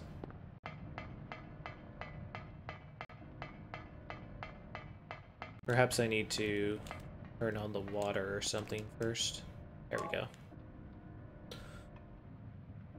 So unfortunately, you know, you have to breadcrumb yourself there. I mentioned the doghouse at the beginning of the game. If I had just looked at that doghouse, it would have never let me get the key until I found that message, which is unfortunate, but understandable.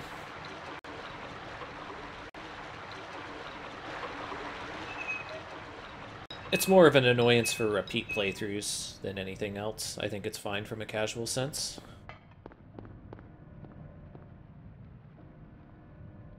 Okay, key went down the drain. So, the key went down the drain. Where would it be at? Library, maybe? Actually, I suppose I wouldn't know necessarily where that drain could end up, because it could end up anywhere. So, let's just go ahead and head out.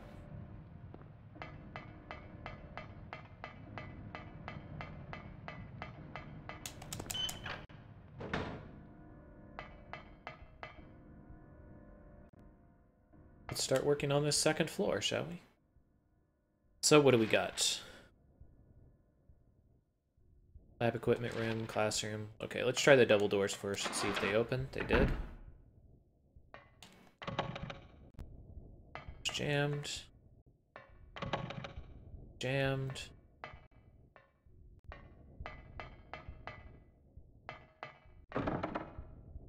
Locked.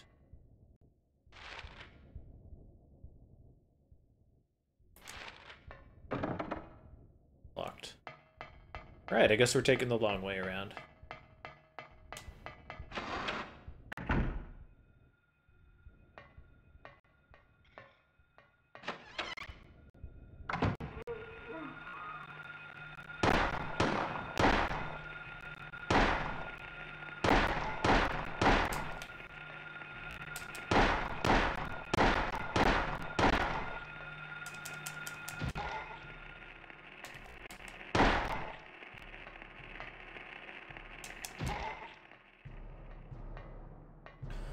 So, I guess I should point out also that combat was never really the strong suit of these games.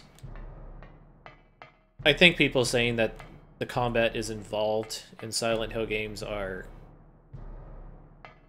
I don't want to say delusional, but they really should try some better action games.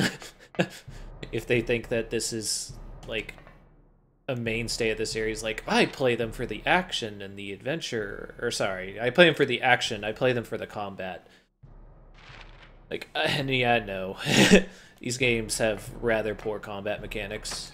Even when they tried to fix combat, for lack of a better term, it still was pretty bad. But that's okay. Like, that's not what these games are about. These games are about the adventure, the atmosphere, the feeling you get moving from place to place. Solving a couple puzzles here and there. You know, this is a game that banks on the experience of playing it. The way you feel moving from room to room, not the feeling you get from shooting monsters. Like, I mentioned how good shooting a gun feels in Resident Evil. It never really feels that great in Silent Hill, with the exception of the shotgun, which is an extreme boon to them, because if your shotgun feels bad in any game, your combat is... you need to rethink your combat. There's no other way to put it. Like, there's no reason your combat should be so bad that your shotgun feels like shit. But yeah, Silent Hill 1 doesn't have that problem. Silent Hill 2 doesn't either. Like, their shotguns feel good. Their pistols feel kind of bland, uninspired. They don't feel great to shoot. Same thing for the rifles, but... you know, again... that's not what we're playing this game for. We aren't playing this game to shoot zombies. Although it may seem like that for how much I'm talking about these shit kids. We're also not playing these games for the enemy AI. As I'm sure you could tell from that.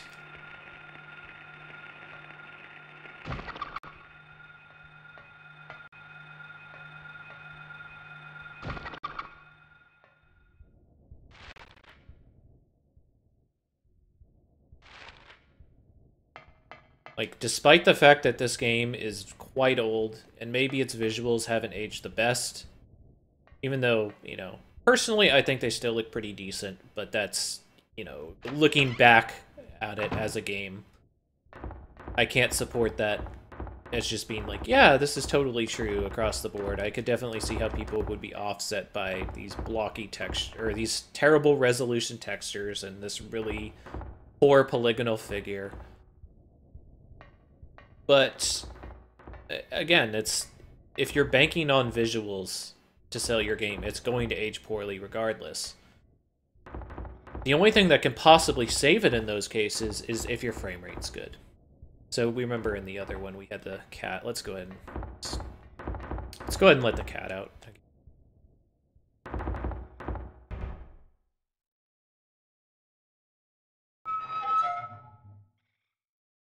Okay.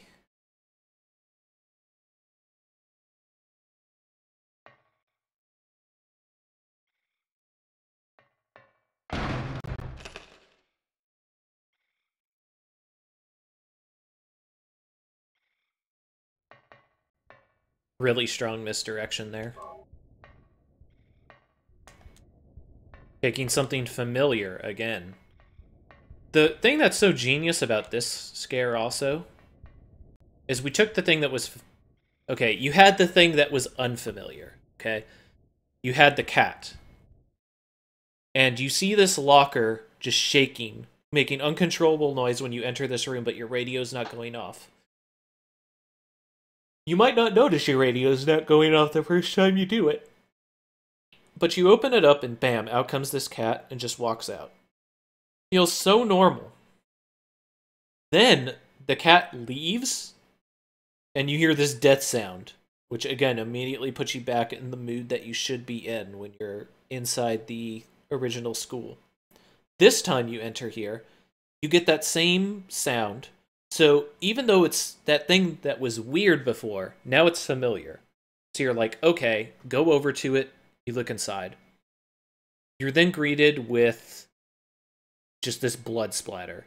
So again, it's calling back to that unease you felt when you heard what was presumably the cat dying. And it gives you this gory imagery. But in the end, there's nothing inside of there, just like there was in the other one. Now, what really changes up is, so you immediately think it's weird. You maybe check it a couple times to see if there was something you missed. And then you're immediately like, okay, well, there was nothing in here and nothing triggered. You're immediately in search mode. So what's the first thing you do in search mode? In most survival horror games, you would do something like this. And press X against stuff. Then all of a sudden, boom, just instantly. They don't even give you the chance to really recompose yourself. Like, because again, you're in that exploration mode. And it's like the second your brain goes into that, like the second it moves away from like, wow, that's fucked up, to I should look for something, bam, just instantly hits you.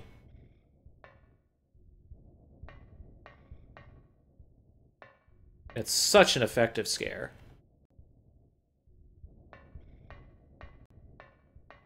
Like, so as I was saying, even though the game has debatably aged fairly poorly, visually, there are so many things. This is like a textbook on how to construct a horror game, or on ways to make your player do things that you want them to, or head places you want them to, and make them not feel like they're railroaded.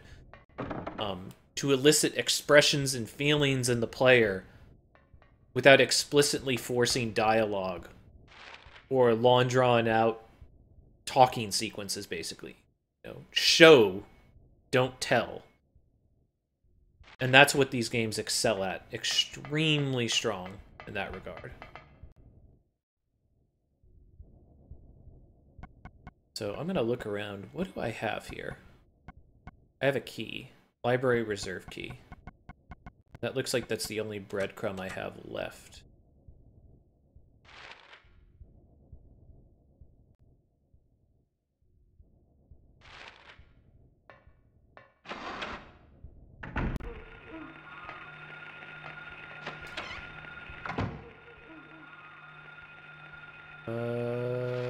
this is...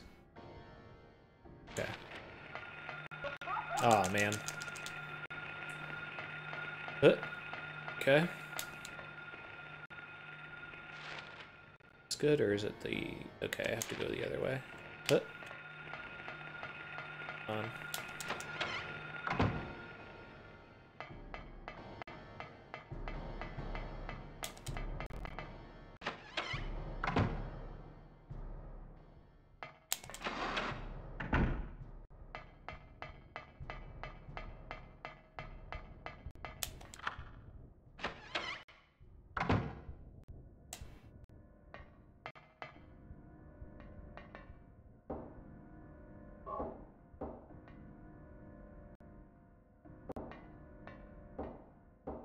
You hear that kind of like slight banging. Just... If this game teaches you textbook things, as far as how to set your player up like that, it is clearly a masterpiece when it comes to sound design, especially given the limitations that they were given with the PlayStation. Monster Lurks is the book's title. Chapter 3, Manifestation of Delusions. Poltergeists are among these. Negative emotions like fear. Worry or stress manifest into external energy with physical effects. Nightmares have, in some cases, been shown to trigger them. However, such phenomena do not appear to happen to just anyone. Although it's not clear why, adolescents, especially girls, are prone to such occurrences. No useful book. So once again, this idea that they're giving you just enough to make you interested, but they aren't really answering any questions directly. You have to kind of make inferences as, you know, the story is being told to you. I oftentimes talk about how I'm not a big fan of data logs telling a story, like these long drawn-out things that tell you the story on things. Even though these are technically data logs, I still prefer these ones way more, because they're very short and to the point. There are games now that I've seen, especially horror games, where there is pages to read of this stuff. And it's like, how are you supposed to maintain atmosphere from a gameplay perspective if you're going to have the players sit there and read that much information? And possibly not even information, it could just be some account that somebody read. Hearing this, the hunter armed with a bow and arrow said, "I will kill the lizard." But upon meeting his opponent, he held back, taunting, "Who's afraid of a reptile?" At this, the furious lizard hissed, "I'll swallow you up in a single bite." Then the huge creature attacked, jaws open wide. This was what the man wanted. Calmly drawing his bow, he shot into the lizard's gaping mouth. Effortlessly, the arrow flew, piercing the defenseless maw, and the lizard fell down dead. This is from an old fairy tale. I remember reading it as a child. That is important in a few ways, but the fact that he remembers it as a fairy tale is one of the main keys on that. But it also tells you how to defeat what is going to be the first boss of the game.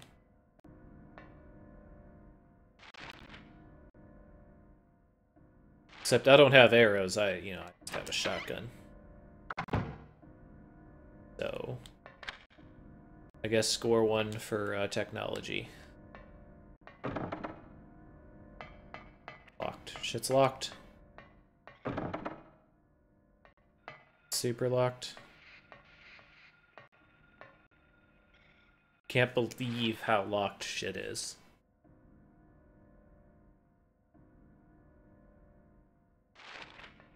Okay, so what did we get out of that? Did we get anything? Not get anything out of that. So I guess the next breadcrumb that I have is I need to find where that drain led to, so that I could get the key wherever it ended up at.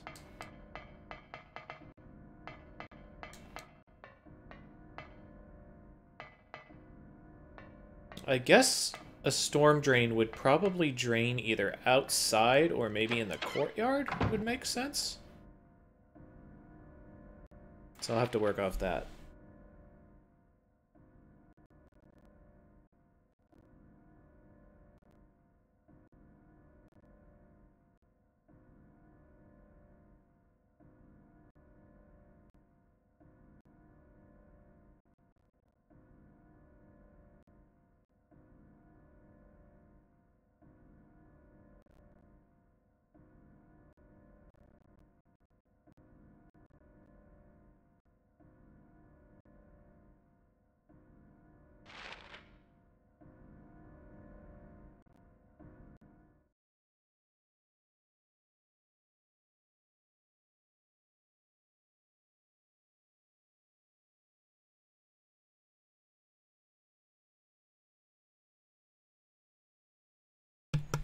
Right, let's go ahead and see what else is happening.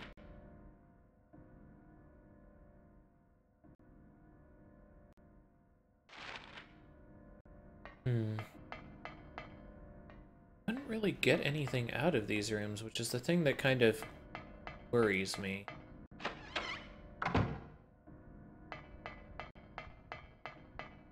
Maybe worries is the wrong. Alright, what is left for us? I think we've checked every room that's available to us. We can't go down yet, but that's because we need the classroom key.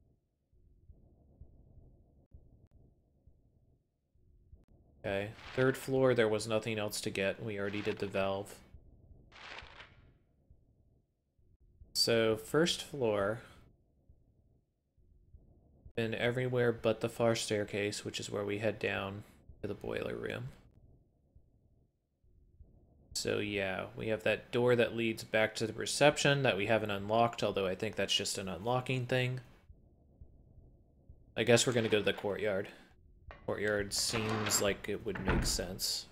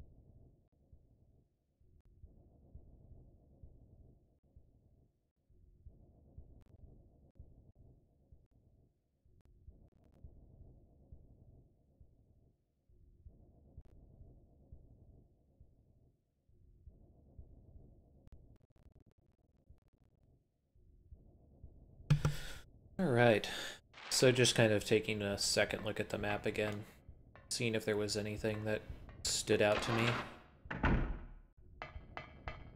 But I guess we're just gonna head to the courtyard and find anything there.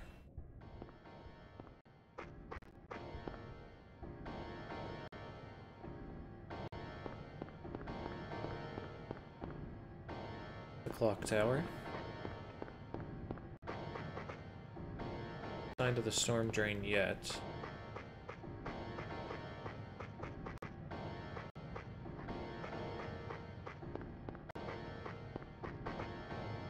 There it is. Classroom key.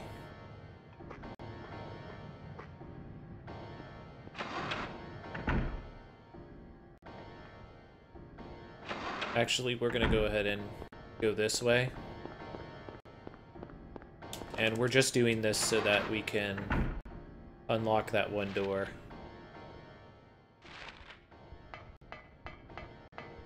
Let me guess, locked? Yeah, locked. We're gonna go in here. Over here. Unlock. Go up. Yeah, crud. No easy way to get around, is there? Oh, I could go teacher's room. Yeah, let's do that. But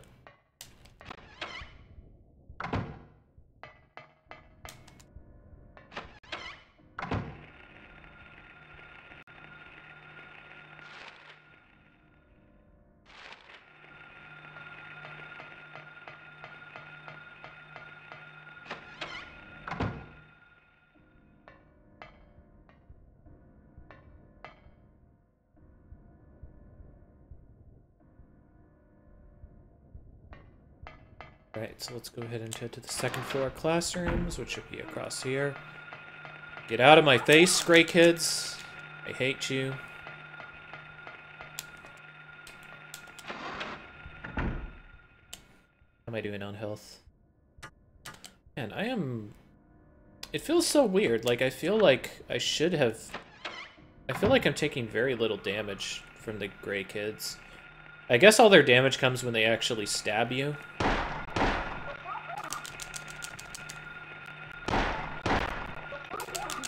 Like that.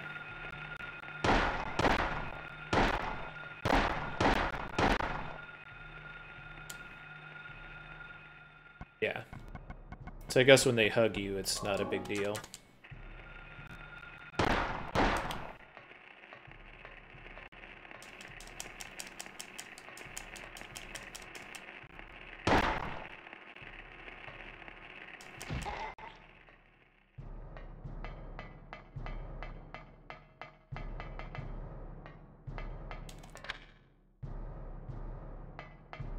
Locked. Anything else I can grab in here? Probably not.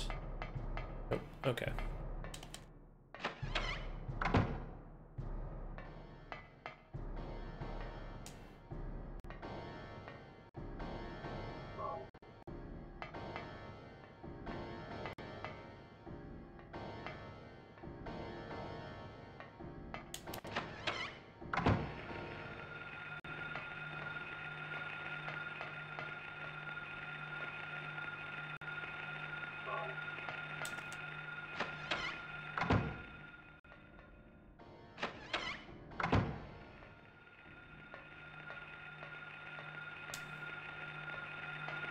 Okay.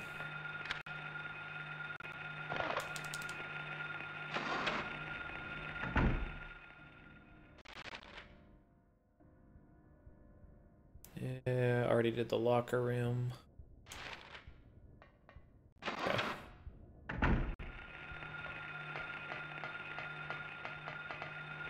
Now we just have sweet boiler room action now, I guess.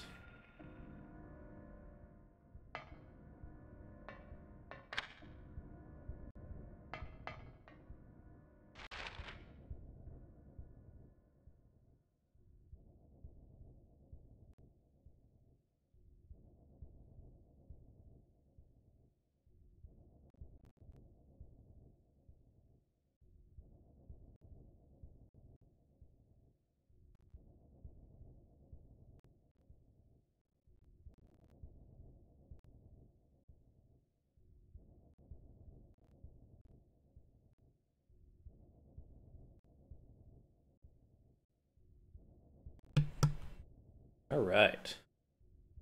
Then you go.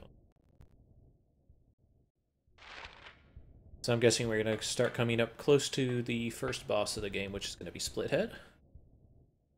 And as was mentioned inside of the library, they kind of give you your breadcrumb trail about how to beat the boss at the library. But for now, at least, see what we can do inside of these places. So here's your traditional boss fountain. For those of you unfamiliar with the term, basically before you fight a boss, or slightly after, you will get a huge influx of items.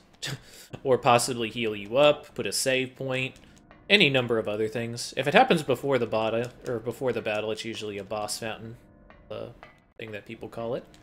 If it happens after the fact, then you usually call it, like, I don't know, post-boss rubdown or something.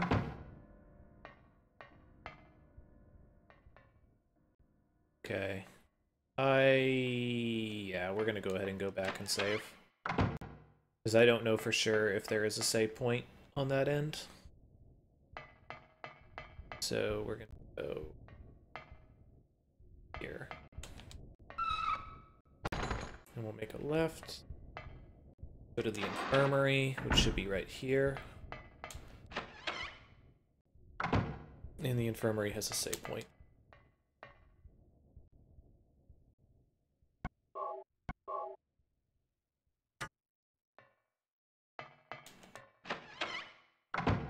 So for those of you watching that might be part of the speedrunning community, this game has a much faster speedrun than I'm actually doing here.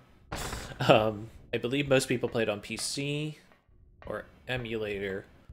However, the community decides to track time based on in-game time.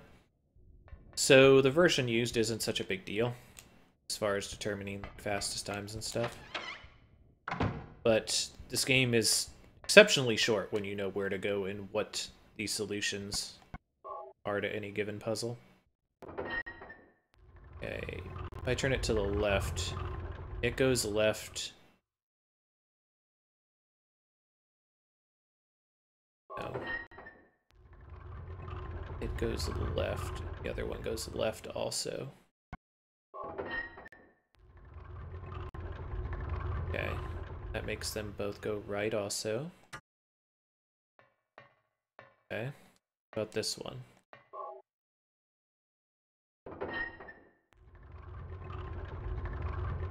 One, two. Okay, interesting. So this will go 2 to 1 and this will go just 1. That's right.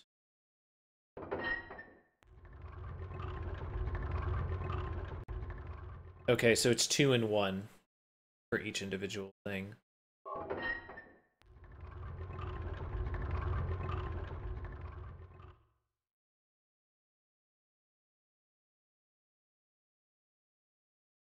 Okay, so I want to move this right once.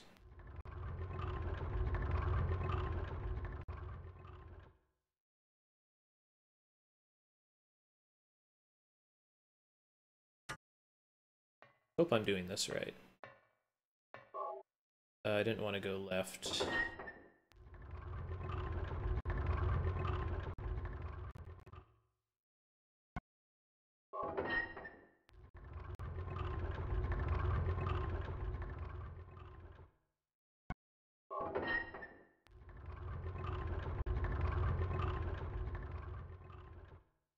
So yeah, I done screwed this up good. I had the solution and I just botched it. Huh.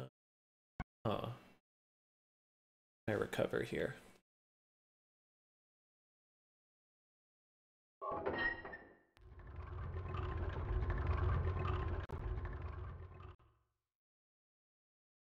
Okay, now I want to turn other one right once.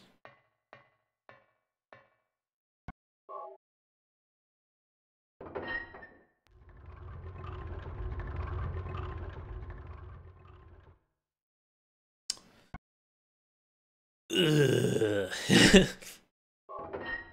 I really don't want to have to do a chart to work this out.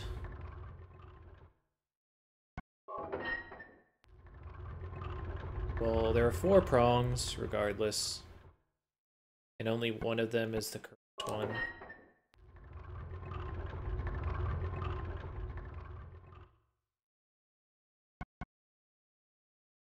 Okay, so now I want to turn it twice right on the other.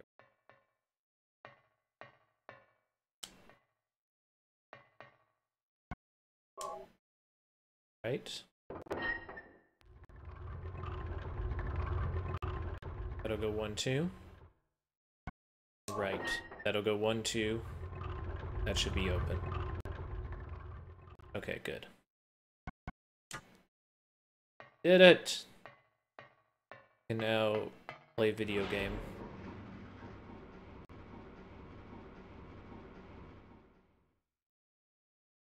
Going down.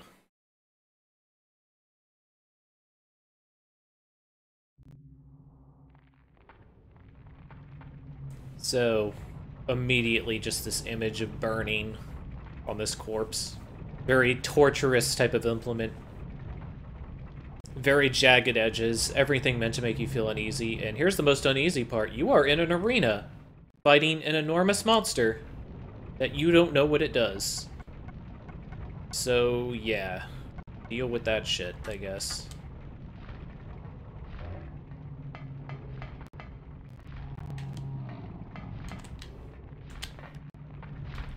Shit. He moves a lot faster than I thought.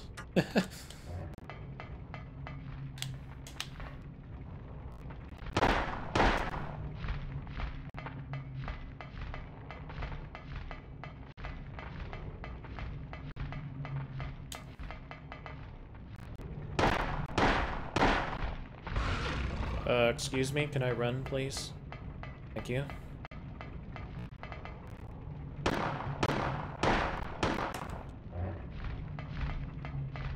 Oh, he charges, that's why.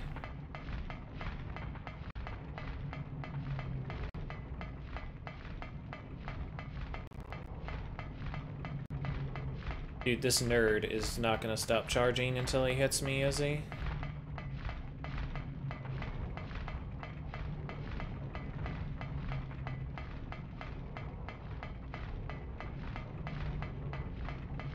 Let's get behind him. See if that works.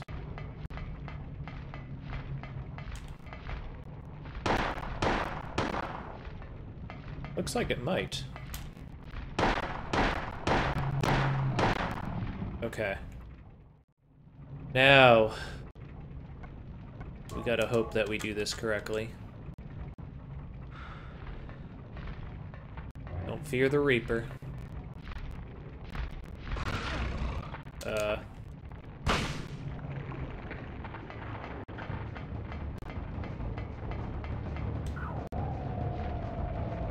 Here we go.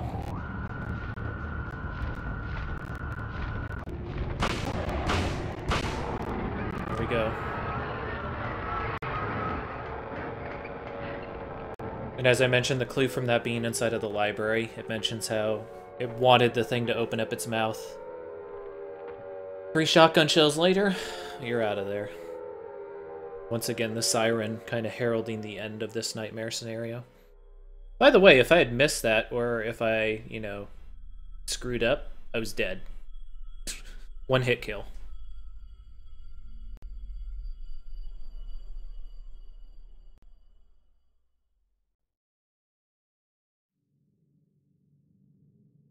Huh? What was that? Who in the hell was that?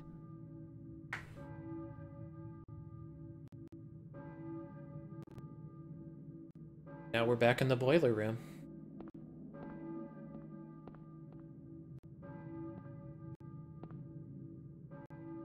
This time with the K. Gordon key.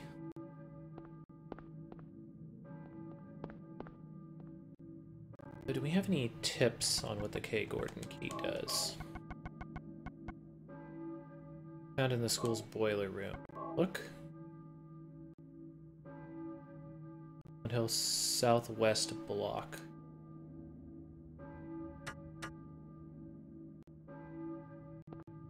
Okay. So time to go, I guess.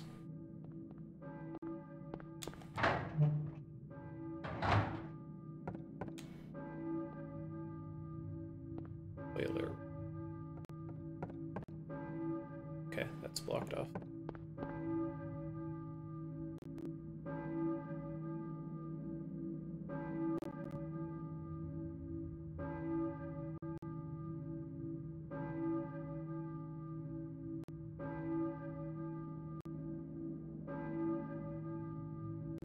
Time to make our way to the Balkan Church.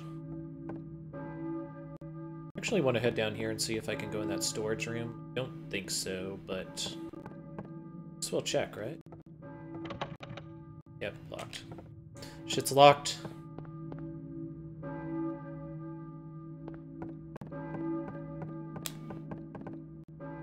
Oh, we're at the back, yeah.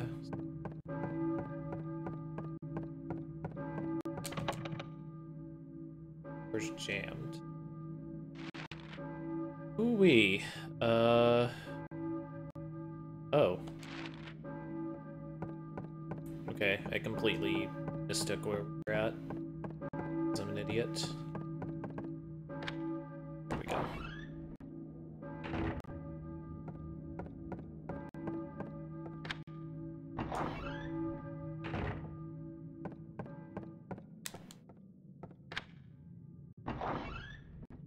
Notice how everything is locked when you come back to the real world also, or the facsimile of the real world that is Silent Hill.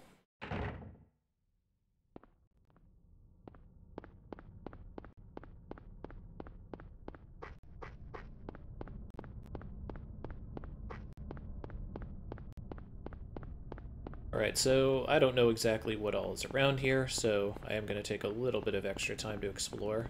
If I can scrounge up some items here or there.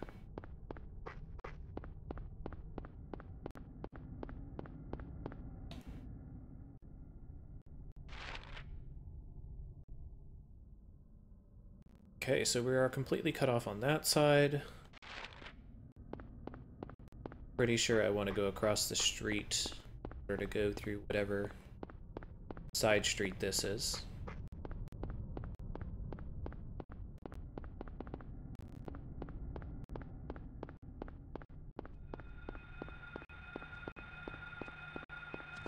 So you'll notice that a lot of these places kind of look samey, for lack of a better term.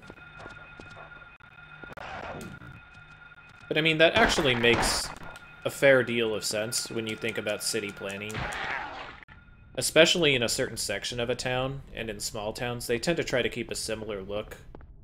Or in some cases, it's the only look they can have, because sometimes there was only one person creating the things, like there was only one group of architects, or one group of building managers, anything like that. Okay, so it looks like that's how we're gonna get to the other side. But I think I want to go ahead and check Bradbury Street more. Is the correct or the other one? Okay. Let's go to the end of the road. See if we missed anything. Side area?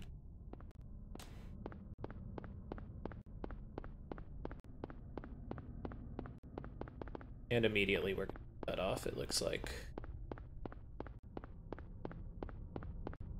Once again, important, take a look around in any survival horror game, see if there's any gain to be had. Does not look like there will be one.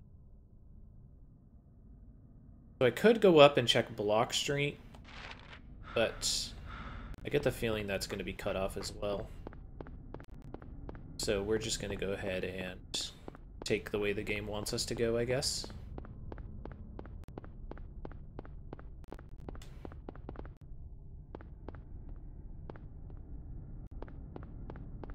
Where the gore is. Makes sense. Why wouldn't I go into some gory place, right? Sorry. Huh.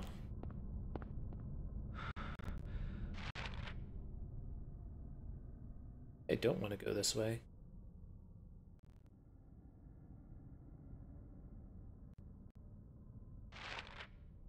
Or no, this is the Gordon's house, I'm guessing, right? Yeah, Kay Gordon. Makes sense.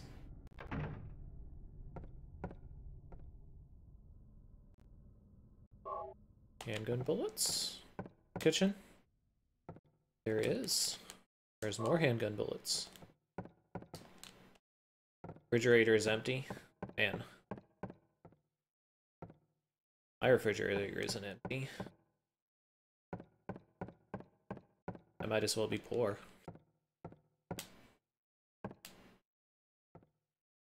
Yeah, I don't think I care about that save point right now. Jammed and won't open. Here, so let's go ahead and head out. Okay, so I think I want to head. I think I want to see that it's blocked for Block Street. I also want to see if I can get that alleyway in the upper left, or I guess middle left building. So yeah, let's go ahead and do this. Let's do a little bit of exploration. And our exploration is immediately cut off, so I guess we're just not going to go over there if there was anything to pick up. Get first, or a health drink though. Guess that's a consolation prize.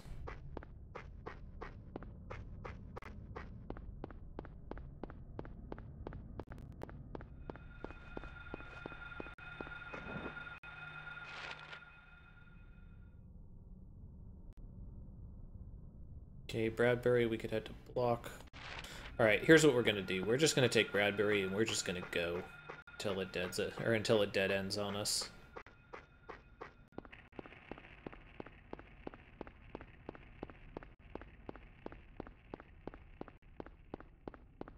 Okay, there it is.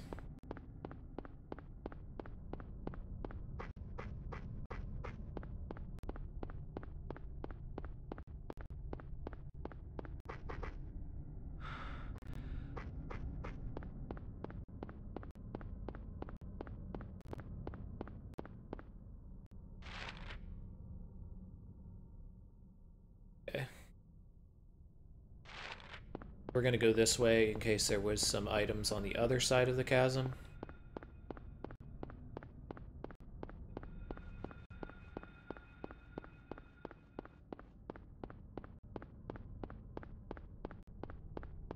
Okay, nothing. Alright.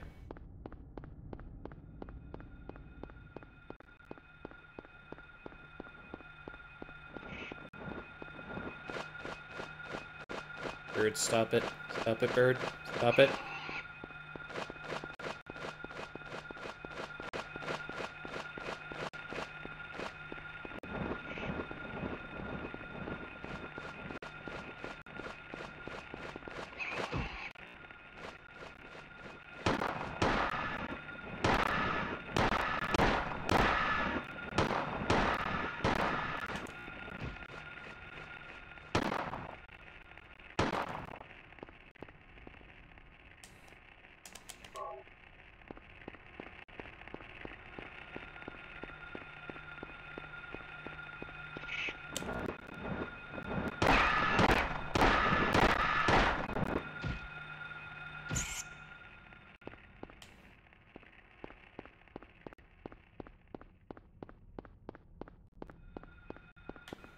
Okay, so that was just a straight shot all the way through. So, even though there's a bunch of birds back here, I'm gonna take a look, see if there was anything that I've missed.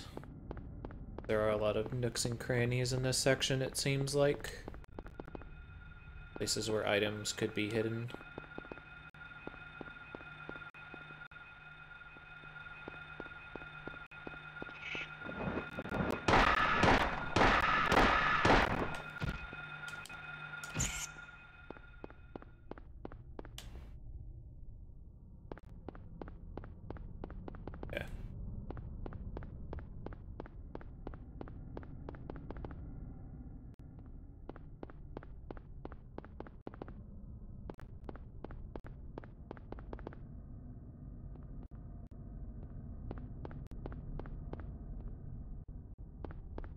Okay, so what the game has been showing me pretty much is that when I am on on the street level or something like that, things won't be necessarily kind of like hidden in small little cubby corners, although they might be down a side alley or something of that nature.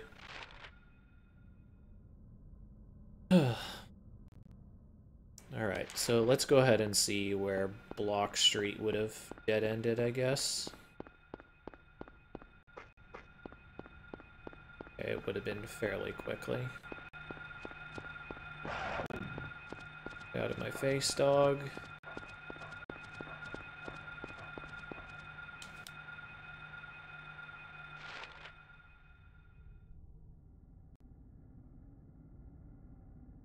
So we really don't have anything to go to but the Balkan, it seems like.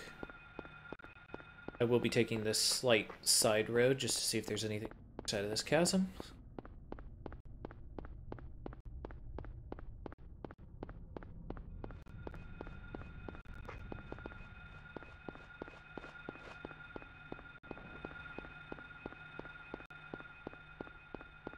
Okay, nothing.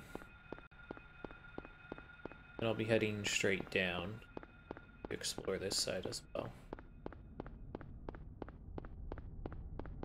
Immediately cuts us off. So you can start to see this negative space where they really are kind of trying to railroad you at this point. So while it seemed very wide open, now it seems like you're really getting pushed into one direction. There's not much you can do about it. But again, because of the rules that the game has established up to this point, where it's trying to give you that idea of being constricted at any given time, it doesn't necessarily feel out of place. Right, we'll go to Balkan Church.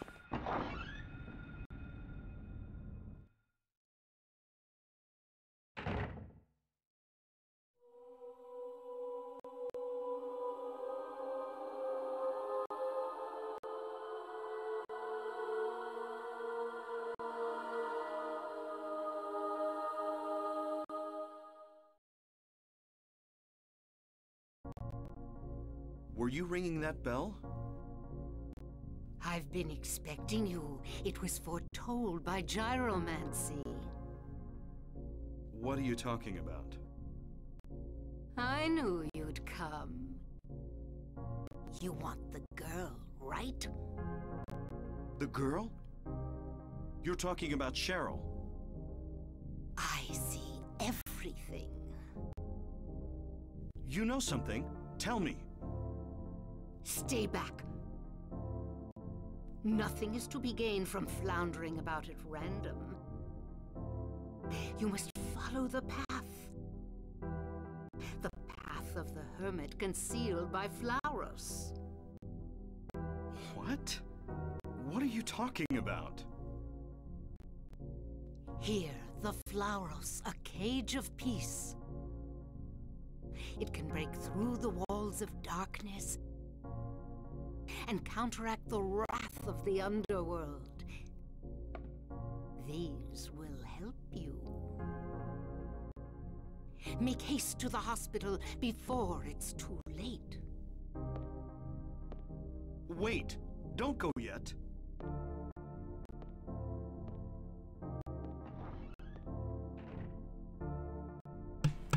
It's just a lot of really weird stuff happening there. I'll see if I can kind of expound on it, make it seem a little less insane. So first of all, it really seems like whoever this person is, it makes them look crazy insane. Like, what are they even talking about at all? It makes a little bit more sense when you understand a little bit of the mythos that they're trying to push inside this game, and I'll try to do that at this point. So, alright, how would I put it? Where to start, I guess, is a better thing to say. So, she mentions something called gyromancy. It was foretold by gyromancy. So, what gyromancy is, there's a few different ways it can do it, but the basic principle is it's a form of fortune-telling or otherworldly perception, where you can tell the future or predict events, based on having... The one that I hear about most is you would have a circle with letters or symbols on it, or pictures. And you would have somebody spin in a circle until they either passed out or lost their equilibrium and fell. And depending on how they fell or what they indicated on the pictures or letters when they fell, was an indication of what was to come or would give you your answer. So that's the basic idea behind gyromancy. So it's just this very occult and odd thing that people used to do back in the day. Very cultish. Very mystic, if you will. So she's obviously a part of some type of occult practice, right? I mean, that's what's being told there. Even if it's not spelled out for you, you can pick that up just because of how weird she's acting. Which seems kind of weird. Like, why would she be involved in these things that are genuine or generally condemned by the church, especially in olden days? And yet she calls to you the Vulcan Church, using the church bell. Pretty peculiar stuff. The other thing that she mentions is the Flauros. So, what is the Flauros? So, she gives us this triangle, says it's the Flauros. What it is, in occult teachings, if I remember this correctly, in occult teachings, the Flauros is a type of demon that was cataloged in a particular book by somebody. Basically, someone wrote a book on the ideas of demonology and the identities of certain demons and how to summon them and stuff. And the Flauros is apparently a type of demon which breaks through mystical barriers and can hunt down your enemies.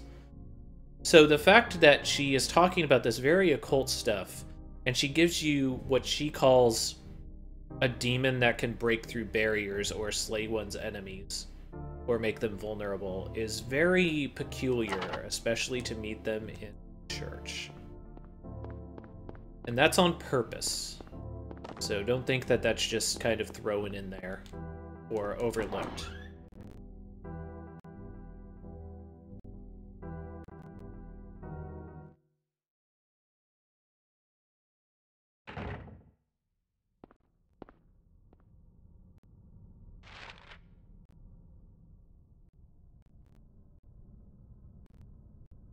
Okay.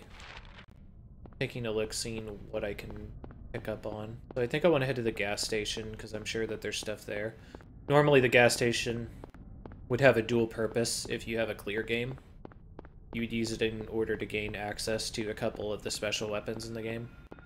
I obviously do not have that clear file, so you're not going to have access to those things. But I do believe that the gas station does have a couple items in it, so we will stop by there.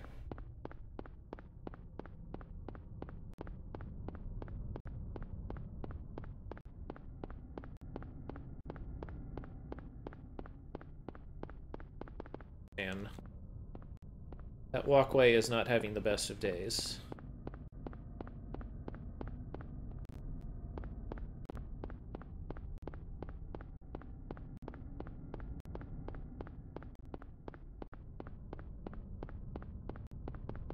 Weird. Okay, there we go. I was gonna say, I remember the bridge being up until you lower it.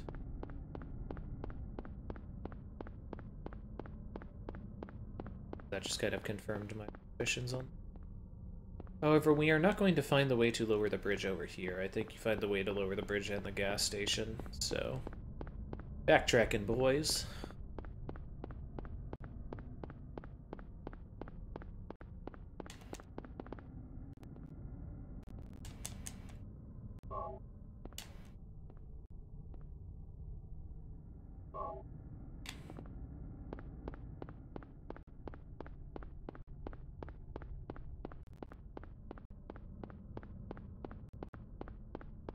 You can really begin to see if you just spend just a little extra time looking around your surroundings, or if you know where to look, there's a lot of items in this game to give you supplies to make your way through.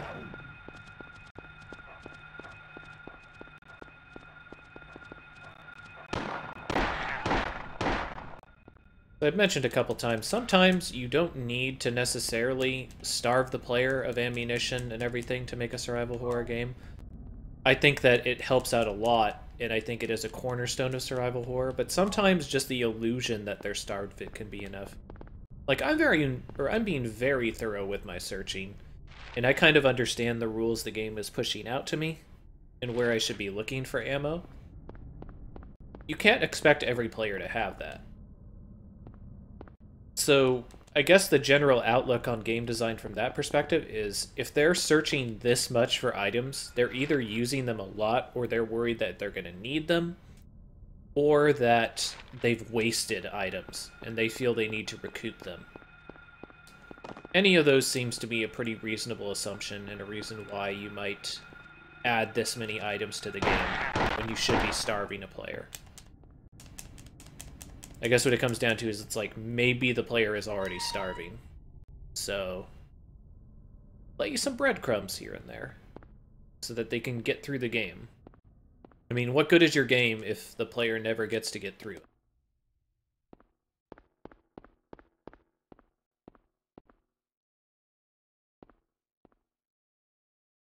There we go.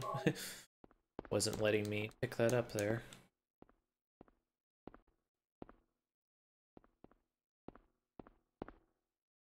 It's weird. I would have thought that there would be something I could use on the bridge. It's not. Oh. Maybe the bridge control actually does have the key that's needed. Be pretty surprising. Maybe I don't need a key?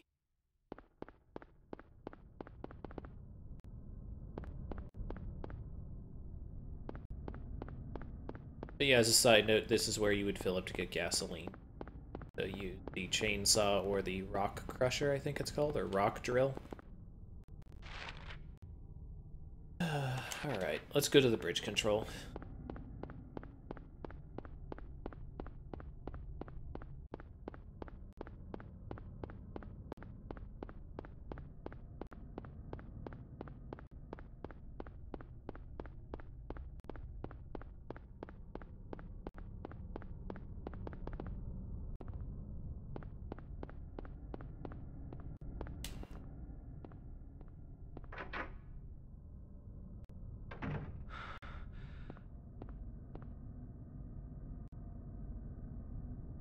Shopping district map, sure. Have Sagan Street.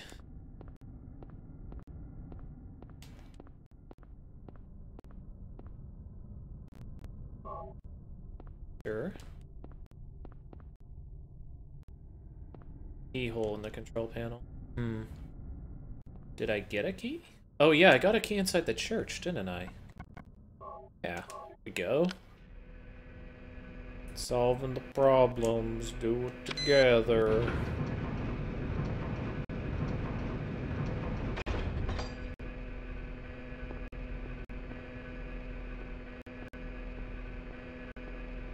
Alright. So we're actually going to call it for tonight, I think. We will finish up Silent Hill at some point. But I need to kind of get ready to get some rest. Kind of work on some other things. But thank you guys for watching part 1, I guess, and we will be back for Silent Hill probably later on.